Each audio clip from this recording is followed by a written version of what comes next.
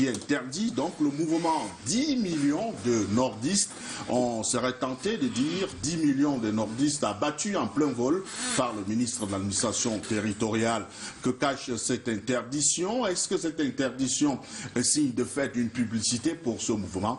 On en parlera tout au long de ce programme. Également, en seconde partie, on évoquera du sport avec cette affaire, j'allais dire ce scabreuse affaire, entre la Ligue de football professionnel du Cameroun, la Fédération camerounaise de football, c'est le chef de l'État qui était obligé de siffler la fin des récréations cette semaine, invitant ainsi les différentes parties à une table de discussion du côté de la primature. Pendant que les différentes parties étaient du côté de la primature, eh bien c'est une décision du tribunal arbitral de sport qui intervient. Que va-t-il se passer? Qui va finalement organiser le championnat? On le saura certainement dans quelques jours. Bienvenue à toutes et à tous.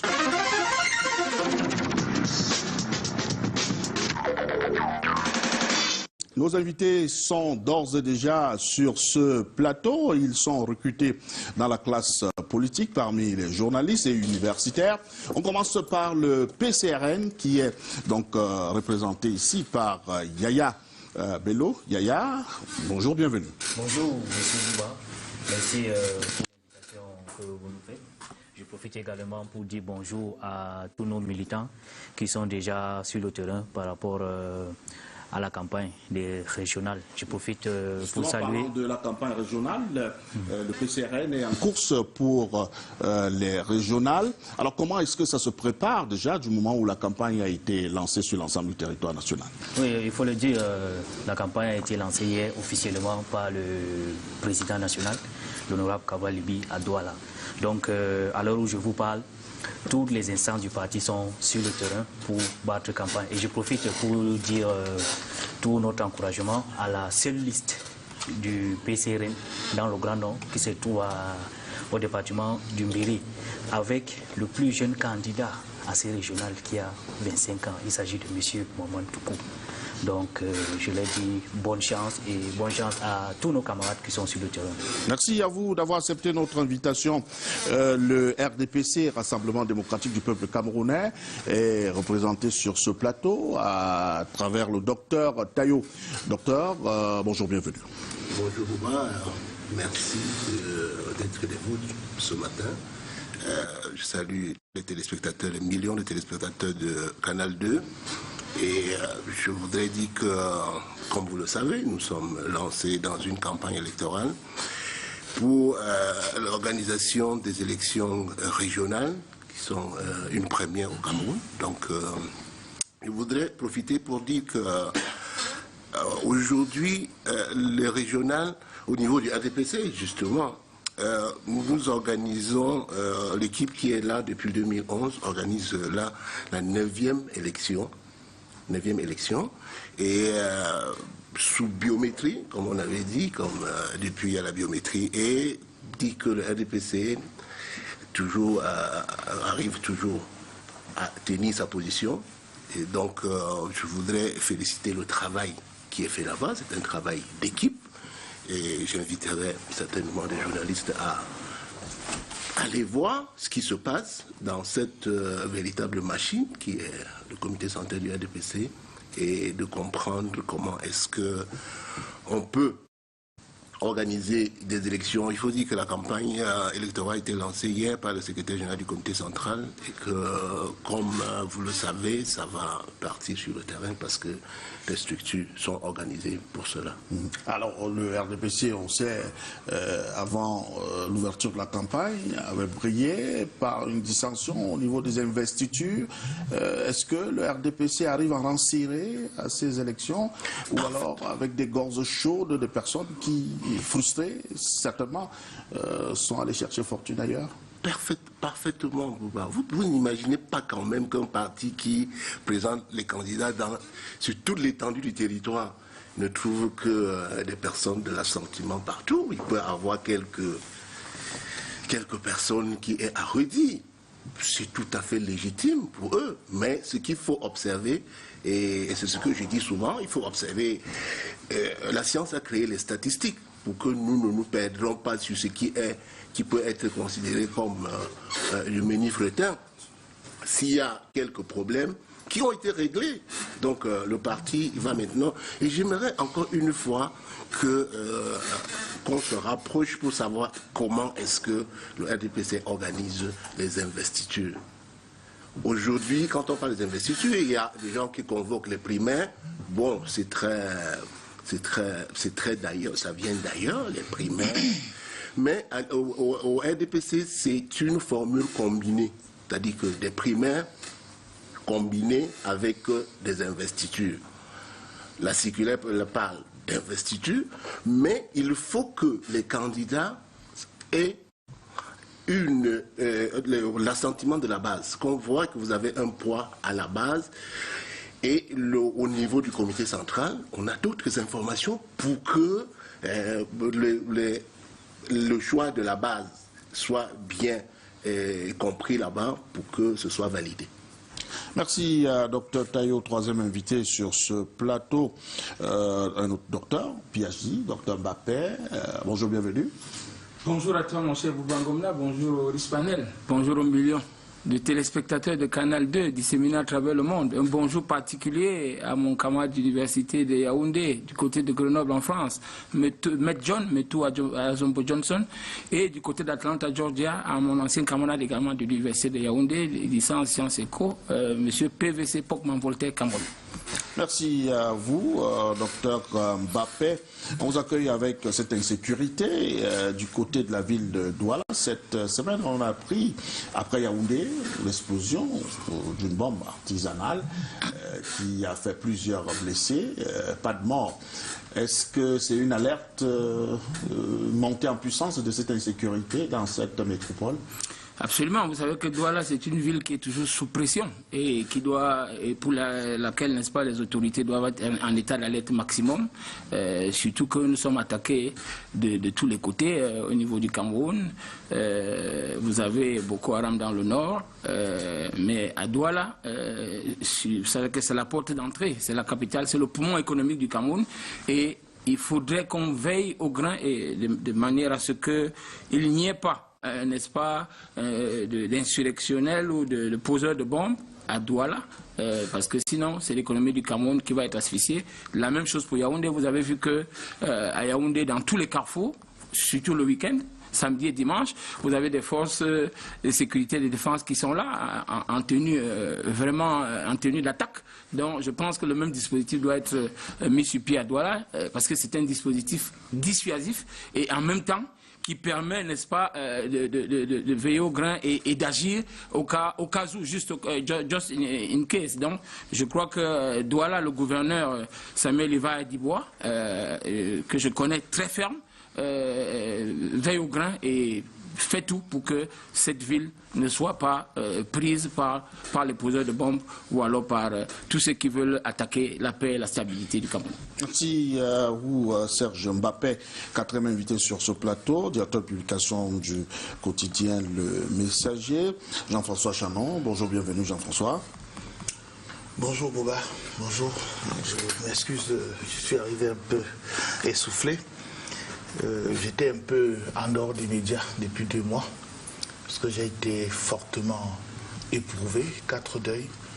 Mon beau-père, mon neveu, ma grande sœur, ma fille. Et récemment, comme mon neveu, je me suis mis un peu volontairement hors des médias. Et l'ambiance dans l'actualité camerounaise fait en sorte qu'il y a trop de passion. Je me suis volontairement un peu mis. Et je voudrais saluer ma communauté paroissiale, parce que je suis là, c'est un sacrifice pour moi aussi, parce que c'est Christ le roi de l'univers aujourd'hui, donc c'est une fête dans ma paroisse. Les miens avaient besoin de moi, mais pour les téléspectateurs, je suis venu et je les salue de manière républicaine. Merci, on vous salue, on vous adresse par la même occasion toutes nos condoléances. On vous accueille avec cette actualité. Guillaume Soro, persona non grata en France, c'est la crise ivoirienne qui se déporte du côté de la France. Est-ce que c'est étonnant ? Tout le monde sait très bien que Ouattara travaille depuis pour la France. Ça a toujours été ça. Quand en 2010 ici, sur vos plateaux, on m'avait identifié comme étant anti-Ouattara. Tout le monde sait très bien qu'est-ce que je pense de M. Ouattara. c'est un putschiste, un guerrier. Mais là, je ne vous pose pas la question sur Ouattara. Je suis en train d'arriver. Donc, vous glissez d'abord sur Ouattara avant d'arriver sur Soro. Ok, d'accord, vous avez compris. Jean-François, poursuivez votre argumentaire. Un de nos maîtres qui nous a appris la dialectique de la pensée, Hegel, a toujours dit qu'il y a des prémices à quelque chose dans un raisonnement. Quand on veut le construire, il faut aller à la base pour aboutir à l'objectif bien précis. Et c'est pour cela que je commence par Ouattara, pour dire que à cette époque, on avait bien dit à Soro Guillaume que Ouattara est très mauvais. C'est mauvais. Il ne faut pas aller avec ces types-là. Ça, c'est les conseils de Laurent Gbagbo. Hein, ouais, c'était Gbagbo. Attention, tu ne le connais pas. Il va te faire quelque chose, tu vas regretter. Mais il n'a pas cru. Hein. Je parle un peu comme les Ivoiriens. Il n'a pas cru. Hein. Mais aujourd'hui, le voilà qui paye le prix le plus fort. Parce que tout le monde sait très bien que Ouattara, c'est l'ambassadeur de la France en Afrique. Hein. C'est lui qui travaille. Donc, si effectivement Soro était en ce moment exilé en France, j'ai vu il n'y a pas longtemps Emmanuel Macron et Ouattara main entre les mains. C'est sûr que c'est qui pour Soro. Les personnes n'en ont pas. Il ira où? Seul l'avenir le dira. Mais en tout cas, c'est entre eux. Hein. C'est entre eux là-bas. C'est-à-dire que Soro, Ouattara, c'est entre eux vraiment. Ils vont gérer. Il faut gérer ça entre vous. Il faut gérer ça entre vous. D'accord, merci. Une note du sport pour signaler que dans le cadre des activités marquant la célébration des 15 ans de Camfoot, vous connaissez Camfoot, non? Vous êtes membre également de ce Camfoot-là, du côté qui est d'ailleurs un regroupement de journalistes, de professionnels, de la communication et des métiers apparents. Donc, il célèbre le 15e anniversaire. Le public est donc convié à ce tournoi de gala qui est donc prévu le 28 novembre 2020 à partir de 8h au stade de Ma-Missolé sur la route de Yaoundé-Mparfou. On attend encore le professeur Claude Abbé, sociologue, qui certainement va nous rejoindre d'un moment à l'autre. Et puis la seconde partie, on va également retrouver Benjamin Amenda qui va représenter la Fédération camerounaise de football. Madame, Monsieur, l'émission c'est Canal Presse. Juste une courte respiration. On se retrouve pour la première thématique.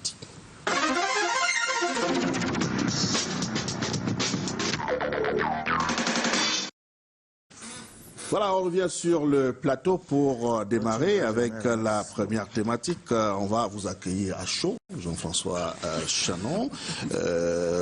Vous avez titré Le Messager cette semaine sur cette affaire d'interdiction de 10 millions de nordistes par le ministre de l'Administration territoriale. Peur au sommet de l'État. Le ministre Paul Tangadi décapite 10 millions de nordistes.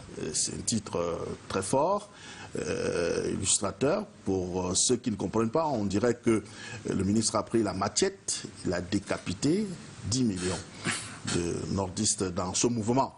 10 millions de nordistes. C'est bien de cela qu'il s'agit. C'est-à-dire quand vous interdisez un mouvement qui n'est qu'en fait qu'un réseau.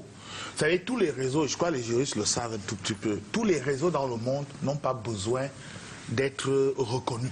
Ce sont des réseaux, c'est des trucs formels, informels. C'est-à-dire qu'ils n'ont pas de base juridique. C'est pas nécessaire qu'ils aient une base juridique.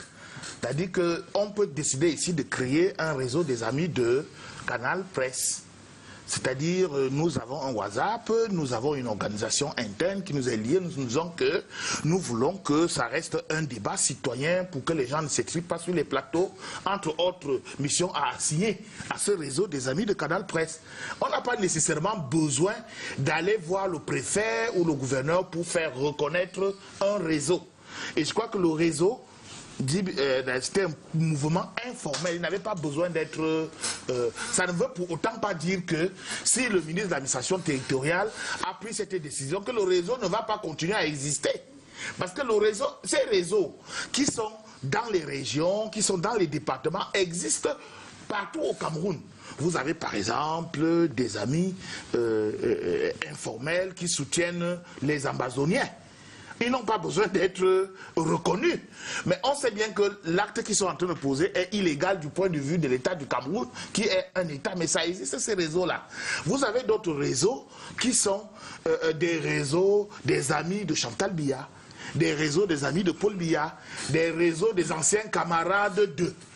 Et de tout ça existe. Ce sont des moyens de lobby avec des objectifs bien précis. Et je crois que dans le cas de 10 millions de nordistes, c'était, entre autres, j'ai discuté une ou deux fois avec mon confrère Guibaï, consistait de manière républicaine à rappeler les termes de la loi, notamment quand cette région ne se sent pas intégrée dans la République de manière, pas des actes du gouvernement qui consistent notamment à, par exemple, dans les concours officiels, à ne pas respecter les quotas officiels qui existent. Je prends ce cas précis. Rappeler, par exemple, que dans les partis politiques, que par exemple, on ne tient pas compte, n'est-ce pas, des points de vue aussi des gens du septentrion général. On peut discuter de ce mouvement en disant que non, ça fait l'unité nationale, ça affecte l'unité nationale. Vous savez, l'unité nationale est un débat vaste.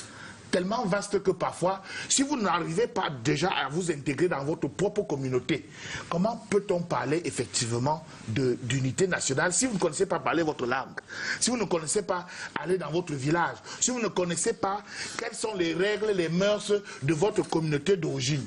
Bon, mais maintenant, de manière un peu plus large, le fait d'avoir interdit cela rend maintenant populaire un mouvement que l'on croyait, n'est-ce pas, lutter contre l'unité nationale. On viendra sur les conséquences de cette interdiction, mais je veux qu'on reste d'abord sur les raisons de l'interdiction. Avec vous, Dr Tayo, pour le ministre de l'administration territoriale, le mouvement 10 millions de nordistes est d'abord illégal, et puis ce mouvement dresse les Camerounais des uns contre les autres. Pour lui, une imposture. Vous partagez cet avis du ministre de l'administration territoriale? Avant de partager ou non, je voudrais d'abord m'intéresser au rôle des médias. Au rôle des médias. Vous savez, les médias participent de la structuration du champ politique et même de la structuration des schémas de pensée des acteurs. Ça veut dire un rôle extrêmement important. Et je me pose la question, ce rôle aujourd'hui, comment est-ce qu'il est joué? Je ne cherche pas à passer les médias dans quelques procès que ce soit, mais je voudrais qu'on comprenne, lorsque ce problème se pose, les médias, qu'est-ce que les médias font? Les médias mettent le problème en débat, ce que j'appelle le débat référendaire. Un débat référendaire. Dit qu'on vient, on dit qui a raison. Le ministre, si je défends le ministre, on dit oui, il est avec le gouvernement. Si je défends Guibaï, on dit voilà, il est contre les nordistes. Non, c'est pas comme ça que le Cameroun doit se construire. Mon cher confrère Guibaï, qui est un acteur éminent de la société civile, sait qu'en faisant ce qu'il fait, il joue à un jeu littéralement dangereux pour lui et pour le Cameroun.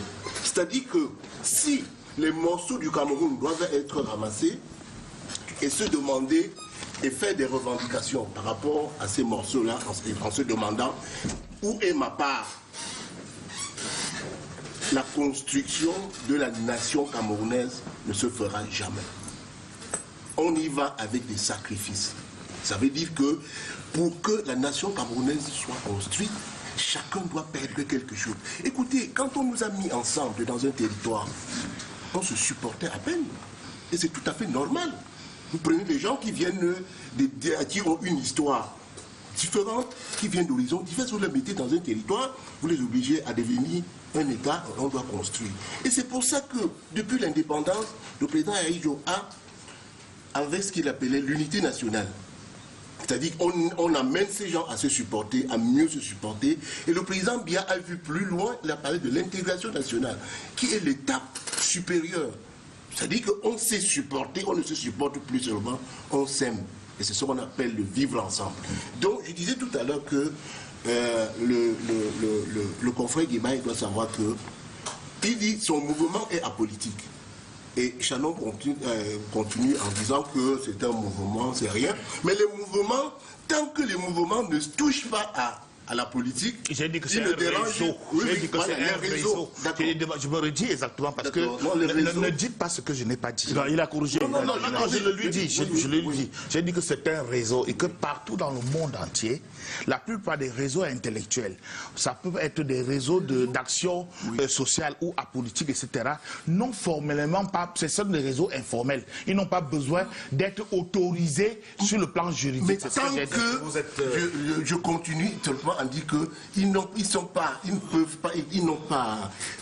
doivent pas se mettre sous des formes juridiques tant qu'ils ne s'attaquent pas à ce qu'ils appellent politique.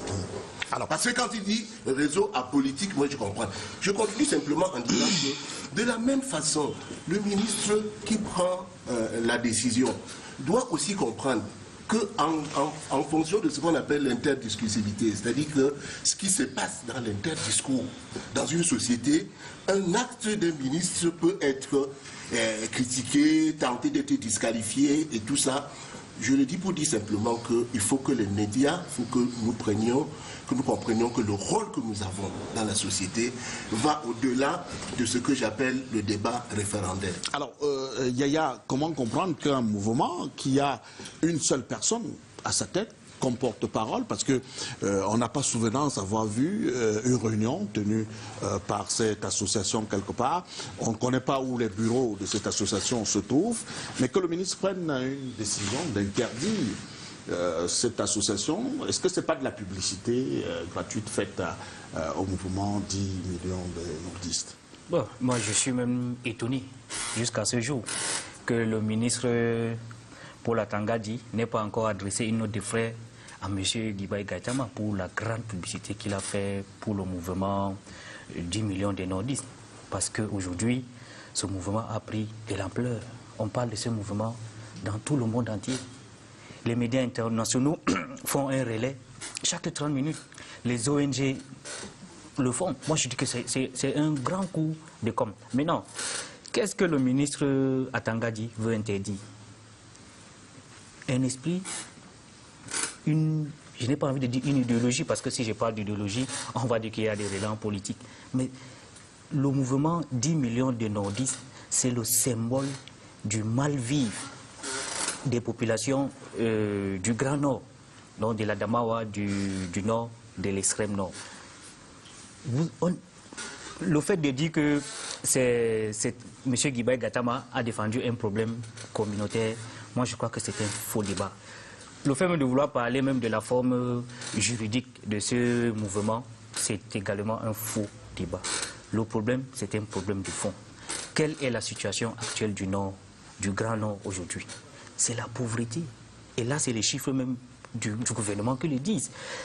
Le Nord a 56% de sa population qui croupit dans la misère, sur un chiffre de 31% sur la base nationale. Je ne veux pas revenir sur le problème de l'eau, alors que la Damawa, c'est le château d'eau du Cameroun. Je ne veux pas aussi revenir sur le problème des lumières. Restons même sur le problème du respect des quotas dans les concours administratifs. M. Guibaï Gaïtama et le mouvement 10 millions n'a jamais demandé qu'on augmente les 30%.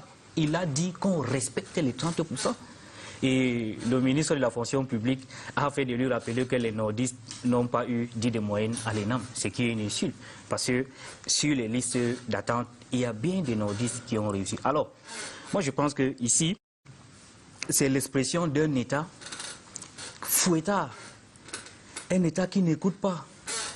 Un État qui prélève seulement, mais qui ne protège pas, tout simplement. Il a posé un problème de fond. Où sont les solutions?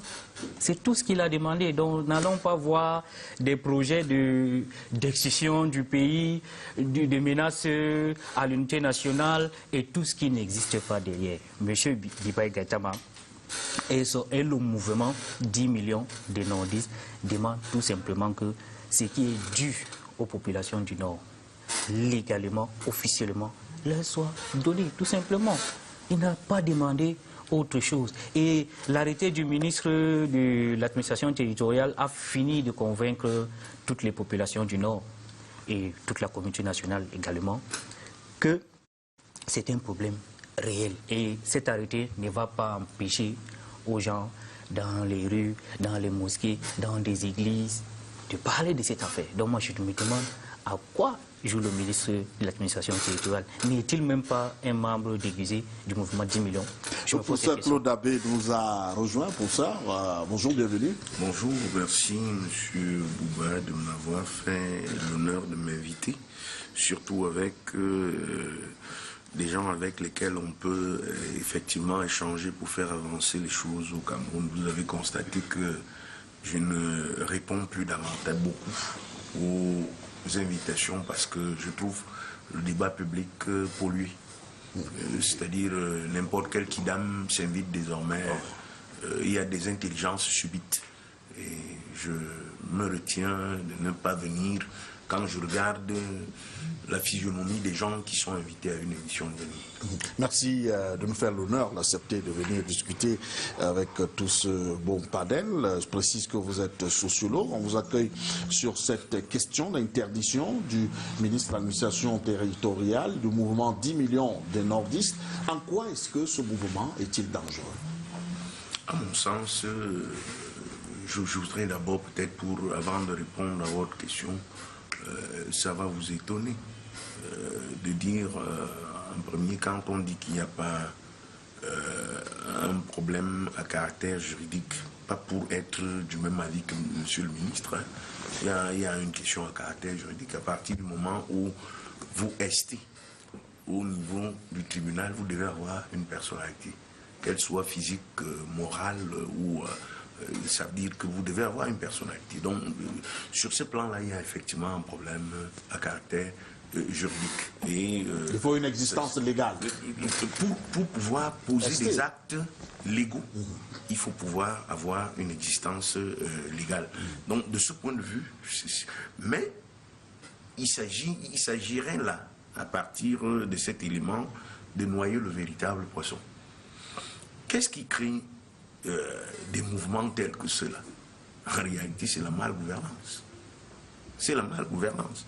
Moi, j'ai d'ailleurs décidé, moi aussi, de créer un mouvement. C'est celui de... Vous allez être porte-parole. Et il y aura désormais... Et il va s'appeler comment? 10 millions de ressortissants de la Léquier. Parce qu'en fait, le problème que pose M. Guibaï est un problème réel. C'est-à-dire, c'est un problème de redistribution du bien-être. On nous redistribue les difficultés. Quand on dit retrousser les manches, je me rappelle d'un discours de M. Biya, président de la République, qui dit vraiment, il faut vous retrousser les manches, il faut faire ceci. On a fait ça tous comme ça. La présidence. D'où vient-il qu'un certain nombre d'individus soient interpellés aujourd'hui avec des présomptions d'avoir volé plus de 300 milliards, c'est-à-dire plus de 300 millions plus de 300 millions de milliers, plus de 300 000 millions. 300 000 et à eux seuls. Et à mon avis, c'est un problème de mal-gouvernance. Et je crois que la sortie de M. Atangandji, comme d'ailleurs la plupart de ses sorties, est plutôt malheureuse. Elle est malheureuse dans la mesure où il me semble qu'on est ici en face d'une situation de quelqu'un qui a une température élevée et pour gérer son paludisme, vous cassez le thermomètre. Est-ce que après avoir cassé le thermomètre, la situation aura changé? Non. C'est-à-dire que son paludisme restera effectivement là. Il n'y a pas que le septentrion du Cameroun. Parce qu'aujourd'hui aussi, ce dont on se rend compte, c'est que les uns et les autres ont trouvé un terreau qui fonctionne, c'est-à-dire les crispations identitaires.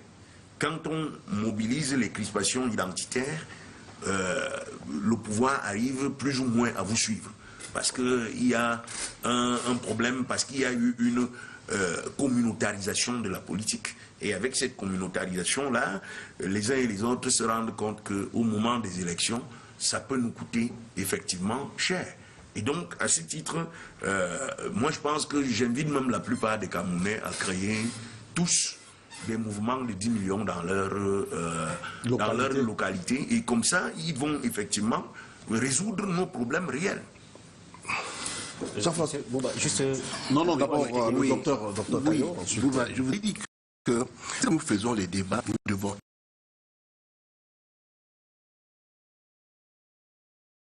éclairer les Camerounais. Nous sommes là dans l'implémentation des politiques publiques. Et si on dit aux Camerounais que notre pays est devenu une jungle, où chacun va venir avec les muscles, ou donnez-moi telle chose, donnez-moi telle autre chose, ça ne va pas aller, comme le dit le professeur Clouet. Et c'est l'éclatement du Cameroun. Excusez-moi, chers collègues, ce que je voudrais vous dire, c'est que j'aurais aimé que Guibaï posât le problème au moment où un peu plus de 4000 ressortissants du septentrion sur 5000 entraient à l'école normale de Marois. Et j'aurais été content si ce mouvement était né à partir de tout ça. Et donc je dis, de mon point de vue, quand on regarde ma Léquier natale, et qu'on voit la densité démographique qui est chez moi, nous, on va déjà créer des problèmes chez mon grand frère Jean-François Chanon, pas parce qu'on le veut, mais parce que la densité démographique est si forte qu'on n'arrive pas à s'y subvenir. Moi, je veux créer mon mouvement 10 millions de ressortissants. Je voudrais, pour finir,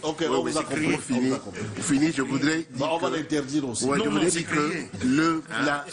dire que l'implémentation des politiques publiques relève de la science. C'est pas de l'incantation. C'est-à-dire qu'un pays, pourquoi on fait tel investissement à droite et non à gauche, en haut et non en bas? Mais c'est pas de l'incantation comme ça. Et c'est pas parce que les gens font du chantage pour qu'on le fasse. C'est parce qu'il y a un plan global du développement du Cameroun. Et ce plan global-là, si on regarde, on dit, est-ce qu'on veut intégrer le Cameroun dans l'Afrique centrale? Comment on l'intègre? Le Cameroun veut être une puissance économique sous-régionale. Par où nous pouvons commencer? Quel investissement nous pouvons faire? On ne doit pas faire des investissements juste pour satisfaire. Je suis d'accord qu'un État a le devoir de sortir sa population de la pauvreté. Je suis d'accord. Et la Chine... Et la Chine l'a montré. Oui, et la Chine l'a montré. Je dis, il a le devoir, mais il peut ne pas avoir le pouvoir. Comment ça? Il peut ne pas avoir le pouvoir, Chanon. Je dis que... Non, je dis, il a le devoir... Non, attends. Je dis, permettez... Un État... Écoutez, la politique, c'est dans l'ordre des possibles, Chanon. C'est dans l'ordre des possibles. Et quand un homme politique, quand il donne sa parole, il pense qu'il peut le faire. Ah non, et il peut ne pas le faire. Écoutez, non, moi je dis, bon, il peut avoir quelques menteurs, mais je dis que quand un homme, sur le principe, professeur, sur le principe, moi je parle sur le principe, quand un homme politique prend la parole pour parler, il ne veut pas mentir. Il peut être dépassé par les événements. Oui, bon, maintenant, revenons sur le débat. Revenons sur le débat simplement pour dire que je voudrais qu'on éclaire les Camerounais en disant que nous avons un pays à construire et non à détruire. Ok, Jean-François Chanon, sur cette question, est-ce qu'on peut dire que le ministre de l'administration territoriale fait du deux poids, deux mesures, quand on sait qu'il y a d'autres mouvements qui existent, le mouvement étant Betty, par exemple, il y a des mouvements Banel, il y a plusieurs mouvements, mais jamais il y a eu interdiction signée par le ministre de l'administration territoriale. Est-ce à dire que ce mouvement particulier, 10 millions de nordistes, fait peur à l'establishment du Cameroun? Il faut qu'on soit sérieux quand on parle de Grand Nord. Vous savez, ce Cameroun a été construit à partir de 1960 sur une grande division entre le Nord et le Sud. Ça, il faut le savoir. Oui. C'est-à-dire que quand nous on allait à l'école en septembre, les gens du Nord n'y allaient pas, ils étaient plutôt en vacances à cette époque-là. Ouais. Pour des raisons climatiques. Pour des raisons climatiques. Quand nous faisions les concours avec le baccalauréat, les gens du Nord, c'était avec le BEP. Non, c'est plus vrai. L'ENAM, c'est une réalité connue. On ne va pas discuter là-dessus. On ne va pas discuter. Vous manquez peut-être de connaissance de notre pays. Je regrette. C'est l'histoire. C'est l'histoire, s'il vous plaît. On ne va pas discuter. Ce n'est pas la thématique. On ne va pas discuter sur cette question. S'il vous plaît, poursuivez, Jean-François. Est-ce que je peux poursuivre? Donc, quand, notamment, on avait un CEP, une épreuve de CEP pour le Sud Cameroun, il y avait une épreuve de CEP pour le Nord Cameroun. Donc, dans le fond, on s'est rendu compte que dans le développement nonobstant le fait que le premier président du Cameroun était originaire du Grand Nord, il y avait un dénivellement. Un dénivellement au niveau du développement entre ces deux grandes régions, c'est-à-dire la grande région du Sud, qui va jusqu'à Bamenda, jusqu'à Kiosi, et celle qui va un peu au-dessus de mon village, c'est-à-dire Yoko Tibati, jusqu'à Kousseri. Et cela s'est constaté au fil des ans. Et effectivement, Yaya, n'en déplaise à ce que tu peux penser, peut-être que tu es suffisamment jeune, mais consulte bien ton histoire. Il y a des gros cadres de la République aujourd'hui toujours en fonction qui sont entrés à l'ENAM avec le BPC, alors que d'autres entraient avec le baccalauréat. Ça a existé. Pour des cycles différents. Non, c'était les mêmes jusqu'à aujourd'hui. C'était les mêmes cycles. On ne va pas discuter. C'était à une époque. C'était vraiment à une époque. Je ne suis pas là dans le débat. C'était à une époque. S'il vous plaît. C'était à une époque. Je ne suis pas dans le débat communautaire. C'est historique. Je suis en train de dire que, et jusqu'à ce moment, et c'est Yaya qui l'a dit, j'ajoute donc de l'eau à mon vote moi, pour dire qu'effectivement, vous arrivez et les médias sont là pour le dire. Cher Étienne, vous avez été journaliste avec moi. À l'époque, le RDPC ne vous intéressait pas. Vous le savez très bien. Vous étiez journaliste avec moi à Challenge Hebdo à cette époque-là. Nous sommes allés sur le terrain pour dire effectivement qu'il y a un mal-vivre des gens un peu partout dans le Cameroun, et notamment dans le Grand Nord. Vous avez même, j'ai encore vos reportages sur la situation de la dictature sanglante dans le Mayoré. Peut-être que vous vous en souvenez plus, mais moi j'ai ces archives. Et comme je suis ami avec vous à Facebook, je vois que vous faites une rétrospective de votre carrière de journaliste indépendant. Ça veut dire que je n'ai pas honte de cette carrière. Non, moi je ne vous juge pas. Mais c'est que je suis étonné. Ne nous faites pas la morale à nous médias. Non, c'est pas la morale. Quand les médias font leur travail de médiation sociale pour dire qu'il y a telle situation de mal-être ici. Ne nous faites pas non plus la morale sur l'unité nationale en prenant ça comme un concept absolu qui éteigne les nationalités qui existent sur place. Ton grand-père, attends un peu, ton grand-père et le mien, dans le ban équipe profond là-bas, là où il n'y a pas encore de route ni d'eau potable dans mon village Mbatois, ne sont pas assis quelque part pour dire qu'on va créer le Cameroun. Mais il faut le faire. Non, ils ne se sont pas assis ensemble. Il faut le faire aujourd'hui. Ils ont décidé, par la force de la colonisation, de se mettre ensemble. Oui. Et finalement, nous nous sommes rendus compte qu'il y a un pays qui a le nom d'un poisson ou d'une crevette qui a donné Cameroun. Il faut l'assumer.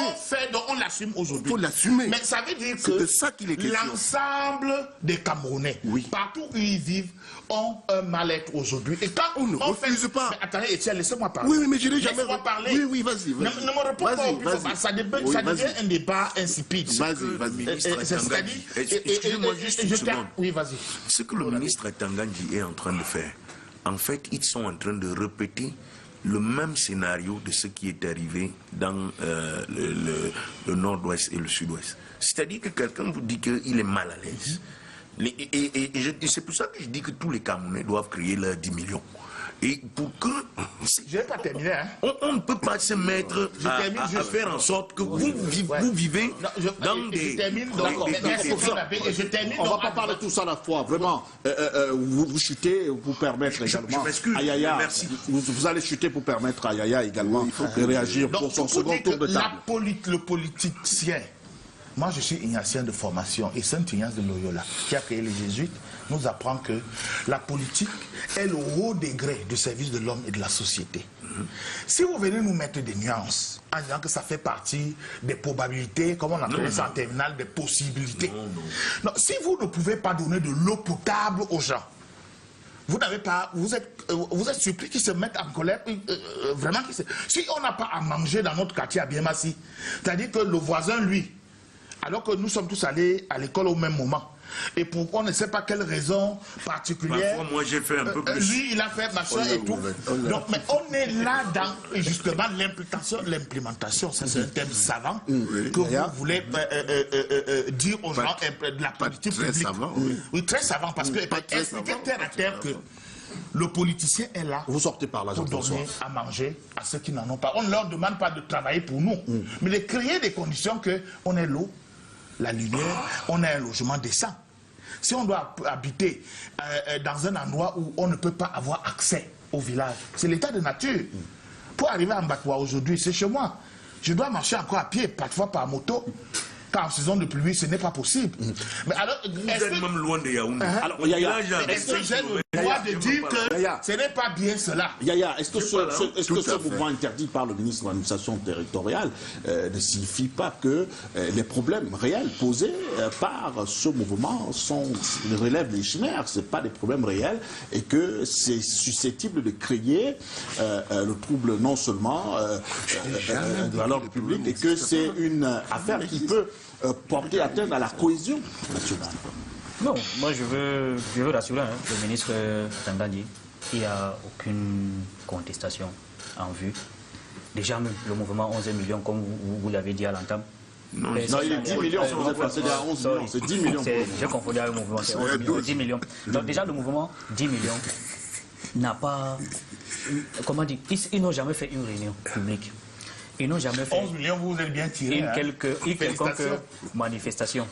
Donc, c'est comme je disais, c'est une pensée. C'est des gens qui pensent, et c'est vrai, c'est visible. Pour ceux qui sont allés au nord, ils savent la souffrance que nous avons au nord. Donc, je comprends le souci du ministre de l'administration territoriale qui veut préserver son travail, c'est d'assurer l'ordre public et tout, mais je peux lui dire, la bonne nouvelle, c'est que les populations du nord n'ont même pas l'intention de poser quelque acte que ce soit. Et moi, je les appelle même mes frères du Grand Nord. De ne pas céder à cette tentative de manipulation. Parce que là, on est en train de vouloir les monter pour qu'on dise, voilà. Comme on n'a pas de solution aux problèmes qu'ils ont posés, on va dire, voilà, c'était un projet caché. Ils l'ont fait avec le NOSO.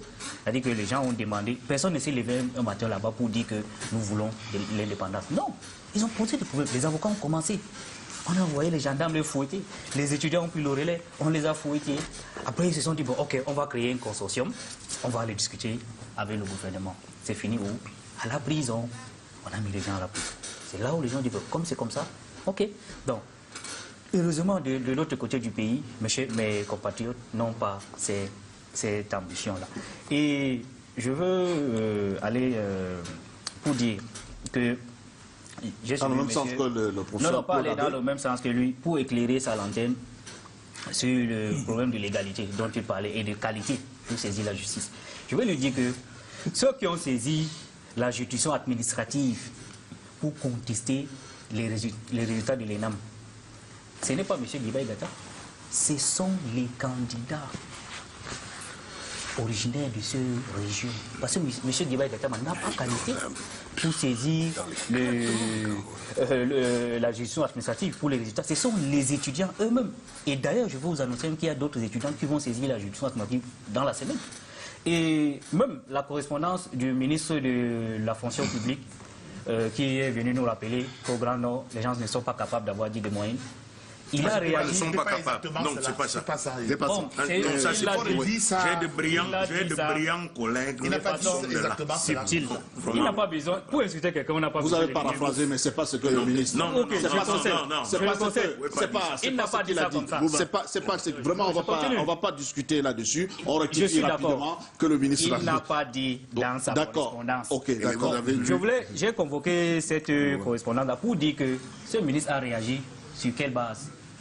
Sur la base d'un simple tweet de M.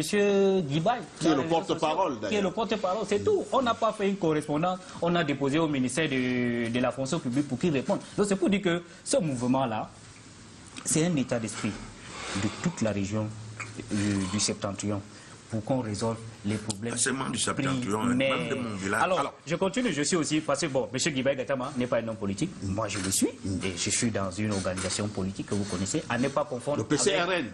avec le mouvement 11 millions de citoyens. Parce que ça, là c'est un mouvement, et l'autre c'est un parti politique. Donc, au PCRN, nous avons pensé pour pallier au problème de l'équilibre régional, qui est en fait l'équilibre ethnique. Parce qu'au sorti de l'indépendance, pour faire participer toutes les tribus, tous les groupes sociologiques à l'appareil étatique, on a créé ce qu'on appelait l'équilibre régional. Et aussi, il y avait des zones du pays vous connaissez approximative à ce sujet. Qui n'avaient pas d'accès à l'école, comme la capitale. C'est pour ça qu'on a mis en place l'équilibre régional. Aujourd'hui, l'équilibre régional n'a plus de place. Aujourd'hui, nous, on a pensé à l'équilibre géographique pour permettre d'épouser les réalités actuelles dans les quotas pour l'accès à la fonction. Alors, professeur, même si ce mouvement dit que son objectif vise à améliorer le bien-être des populations de cette région, sur le plan politique, on ne peut pas dire la même chose, dans la mesure où on sait également que Guibaï est peut-être la partie visible de l'iceberg par rapport à ce qui se passe là-bas. Est-ce qu'on peut envisager une succession au sommet de l'État qui se cacherait également derrière ce genre d'initiative? Assurément. Mais avant peut-être d'abonder sur cette question, je voudrais dire à mon jeune frère qui ne sait probablement pas ce qu'on entend par clinique juridique. Si vous savez ce qu'on appelle par clinique juridique, ça veut dire que je peux servir d'infrastructure pour penser les problèmes de droit qui se posent à des individus et je leur donne le support nécessaire pour aller rester en justice. Ce serait trop facile de nous dire que c'est les candidats qui se sont... non. Excusez-moi, vous vous êtes laissé parler. Hein. Je vous ai laissé parler. Je vous ai laissé parler. Quand vous disiez me... Je n'ai pas dit que je vous regarde, je vous donne l'information. Non, monsieur Yaya, s'il vous plaît, ce n'est pas un débat entre le professeur Claude Abbé. Vous aviez votre temps de parole, vous laissez également qu'il aille au bout de sa logique. La clinique juridique signifie en réalité que je regarde les situations d'un certain nombre de catégories sociales, je les pense, je donne les moyens et j'apporte le soutien. Donc, vraiment, cet argument-là est un argument qui ne tient pas la route. Sur le caractère juridique, si M. Atangandji peut avoir raison sur une seule et unique chose, c'est sur le caractère juridique-là. Même maintenant, vous ne pouvez pas, la question que vous me posez, on ne peut ne pas analyser cette situation quand on connaît les sorties. Mon ami et frère Guibaï Gatama, il n'est pas un acteur politique déclaré, mais en fait c'est un leader d'opinion qui structure l'activité politique et qui est politiquement engagé au niveau d'un certain nombre d'idées. Sur la question de la succession, ça ne fait l'ombre d'aucun doute que M. Guibaï, il pense qu'il faut maintenir l'axe nord-sud. Il faut voir quand le MRC faisait ses multiples gesticulations, il a clairement dit que quand vous êtes en train même de vous discuter là, vous n'avez pas encore parlé au septentrion du Cameroun. Vous ne pouvez ne pas analyser cette sortie avec la question de la fin de règne de M. Biya, qui est là. C'est-à-dire qu'on le veuille ou non, son âge met le Cameroun dans une situation où il faut nécessairement, on est entré dans une situation de transition qui ne dit pas son nom. Et dans cette situation de transition, les uns et les autres mobilisent les arguments qui sont les leurs. Et donc c'est un argument communautariste qui est mobilisé pour essayer de peser dans les débats et les négociations sur la succession de M. Biya. Vous ne pouvez ne pas le dire. C'est d'autant plus que quand on regarde démographiquement, on sait ce que pèse le septentrion du Cameroun par rapport à un certain nombre de régions. Et quand on a ce quotient démographique, on a également un quotient électoral. Et quand on a un quotient électoral, on veut pouvoir peser sur les décisions qui se prennent. Et c'est pour ça que je dis, au lieu de réduire l'affaire uniquement au nord du Cameroun, et moi je dis, je soutiens Guibaï Gatama dans sa logique de créer ces 10 millions. Moi aussi, je crée mes 10 millions dans mon village. Alors, M. Taïou. Oui, je voudrais dire, Bouba, je ne nie pas la pauvreté. Je n'irai pas. Le Cameroun est sur le chemin de son développement. Et on ne peut pas d'un coup de baguette magique sortir les populations de la pauvreté. La pauvreté existe. Et j'ai approché la pauvreté. Chanon me donne l'occasion de parler de mon passé journalistique. J'ai fait au moins 80% des départements du Cameroun. Et j'ai parlé avec des hommes ordinaires. Donc je connais la pauvreté. On ne me l'apprend pas. Mais ce n'est pas parce que, je ne sais pas, je ne suis pas arrivé au RDPC peut-être parce que j'ai faim ou bien parce que je m'avais cherché quelque chose. J'y suis allé, non. Je veux simplement dire, non, personne ne l'a dit. Je voulais t'expliquer. Je voulais t'expliquer. Ah, mais je ne vous êtes arrivé en retard. Je ne vous aurais pas appelé collègue. Oui, oui, je vous ai... Parce que là, il s'agit d'un... Non, je retire ça que les téléspectateurs. Moi, je ne suis pas membre. Oui, d'accord. Mais on est collègues quand même quelque part. Oui, oui, quelque part. Non, sur ce plateau. Sur ce plateau. Sur ce plateau, on n'est pas collègues. Oui, on est collègues quelque part. Oui. Donc, ce que je voulais dire, c'est que j'ai touché du doigt la pauvreté en discutant avec des Camerounais ordinaires. J'ai fait le grand nom, Moi, j'ai cru que Et parfois, certaines personnes qui parlent du grand nom, si je leur parle de leur village, ils peuvent ne pas reconnaître l'endroit. Donc, je m'arrête là de parler de moi-même.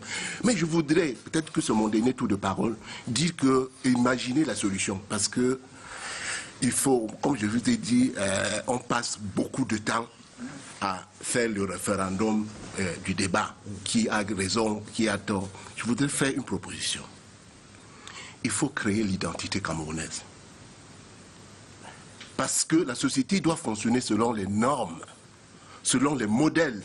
Personne ne vous dit quel modèle politique, quel modèle économique, quel modèle... Personne. Même ceux qui sont des opposants, ils critiquent. Personne. On va simplement l'identité. Non, je suis en train de... Oui, je vous dis, attendez. L'identité française, par exemple. Écoutez, je parle de l'identité française. C'est une construction. Je parle de l'identité française, par exemple. L'identité française, au niveau gastronomique, c'est la baguette, c'est le fromage, c'est le vin. Au niveau religieux, c'est la laïcité. Au niveau, à tous les niveaux, au niveau sportif, c'est le corps. Il faut construire, c'est pour ça. Mais on ne peut pas construire quand quelqu'un prend un morceau du Cameroun en disant, voici mon morceau. Moi j'ai dit, la pauvreté ne doit pas, la pauvreté ne doit pas être un élément d'appel au clientélisme politique. C'est-à-dire que, attendez, ce ne doit pas être un élément d'appel au clientélisme politique. C'est-à-dire que je dis, je vous ai voté pour ceci, voilà, donnez-moi telle chose. Je vous ai dit, l'implémentation des politiques publiques n'obéit pas forcément simplement à l'arithmétique électorale. Ce n'est pas l'arithmétique électorale qui... Oui, je suis sociologue. Oui, l'identité, je vais dire que nous avons un élément de l'identité camerounaise, les lions indomptables. Nous partons de là. Je vous ai dit, en France, c'est le coq sportif. En France, c'est la Marianne. L'identité culturelle en France, c'est la Marianne. Recherchons l'identité culturelle au Cameroun. Recherchons, je dis, partons sur ces bases-là pour créer quelque chose qui soit précieux pour tous les Camerounais. Mais je vous dis... Où tous les Camerounais pourront... Où tous les Camerounais peuvent s'identifier. Mais c'est vers ça qu'on va chaque fois quand le président parle de l'intégration nationale. C'est le niveau suprême de l'unité nationale. D'accord, on va revenir à vous. Et on ne peut pas y arriver si on a des gens qui prennent des morceaux du Cameroun pour revendiquer à manger. Je dis, c'est pas possible. On va revenir à vous tout à l'heure. Juste une petite précision après Jean-François Chana. Étienne tire à balles réelles dans son propre camp. Non, comment? Parce qu'en réalité, quand il dit qu'il faut créer l'identité camerounaise, d'abord, elle n'est pas à créer. Parce que l'identité... Il faut la construire. Non, il ne faut même pas la construire parce qu'en réalité, elle est là. Il faut juste la acter. L'identité est là. Le Camerounais est un homme pluriel. C'est-à-dire que la citoyenneté cosmopolitique, il faut juste la acter. Prof, c'est complexe. Non, elle n'est pas complexe. C'est complexe. Il faut expliquer quand cela. Quand je parle de la citoyenneté cosmopolitique, permettez-moi de vous le dire. C'est quoi la citoyenneté cosmopolitique? C'est un homme qui est une pluralité irréductible. Ça veut dire que moi, je suis étonné. C'est un peu compliqué. Non, c'est pas compliqué. Non. J'ai des référents. Je suis étonné. S'il vous plaît, ne sortez pas du débat. Je suis dans le débat. Je voulais juste une précision simplement. Je suis étonné, je suis francophone. Je suis de la région du centre. Je suis du département de la Ligue. Voilà, il faut dépasser tout ça. Non, permettez-moi. Et tous ces référents-là, je les sors quand je veux pour me mobiliser pour l'affaire Cameroun. L'originalité du Cameroun. Le fait que ces gens, que Guibaï revendique ces questions, il n'est pas sorti de la nationalité camerounaise. Hein. Il a juste sorti un élément. Et moi, je dis, il ne faut pas le problème qui est posé n'est pas un problème d'identité. On a dépassé. Monsieur Atangandji pose un problème d'identité et de menace de la nation. Mais non, qui crée le problème? Ce qui crée le problème, c'est votre parti. C'est eux qui gouvernent depuis longtemps. C'est la malgouvernance. Oui. C'est les résultats de la malgouvernance. C'est eux qui créent les conflits, les replis identitaires et les crispations identitaires. C'est eux. C'est parce que vous n'arrivez pas à redistribuer d'une manière cohérente, d'une manière équilibrée, les retombées des efforts collectifs, et qu'il y a quelques individus. Et moi, ce qui me gêne dans l'affaire de Guibaï, c'est que Guibaï devrait ajouter un autre élément là-dedans. Après avoir parlé du septentrion, il doit parler des élites du septentrion. Les élites du septentrion qui, en réalité, font dans le domaine de l'équilibre régional.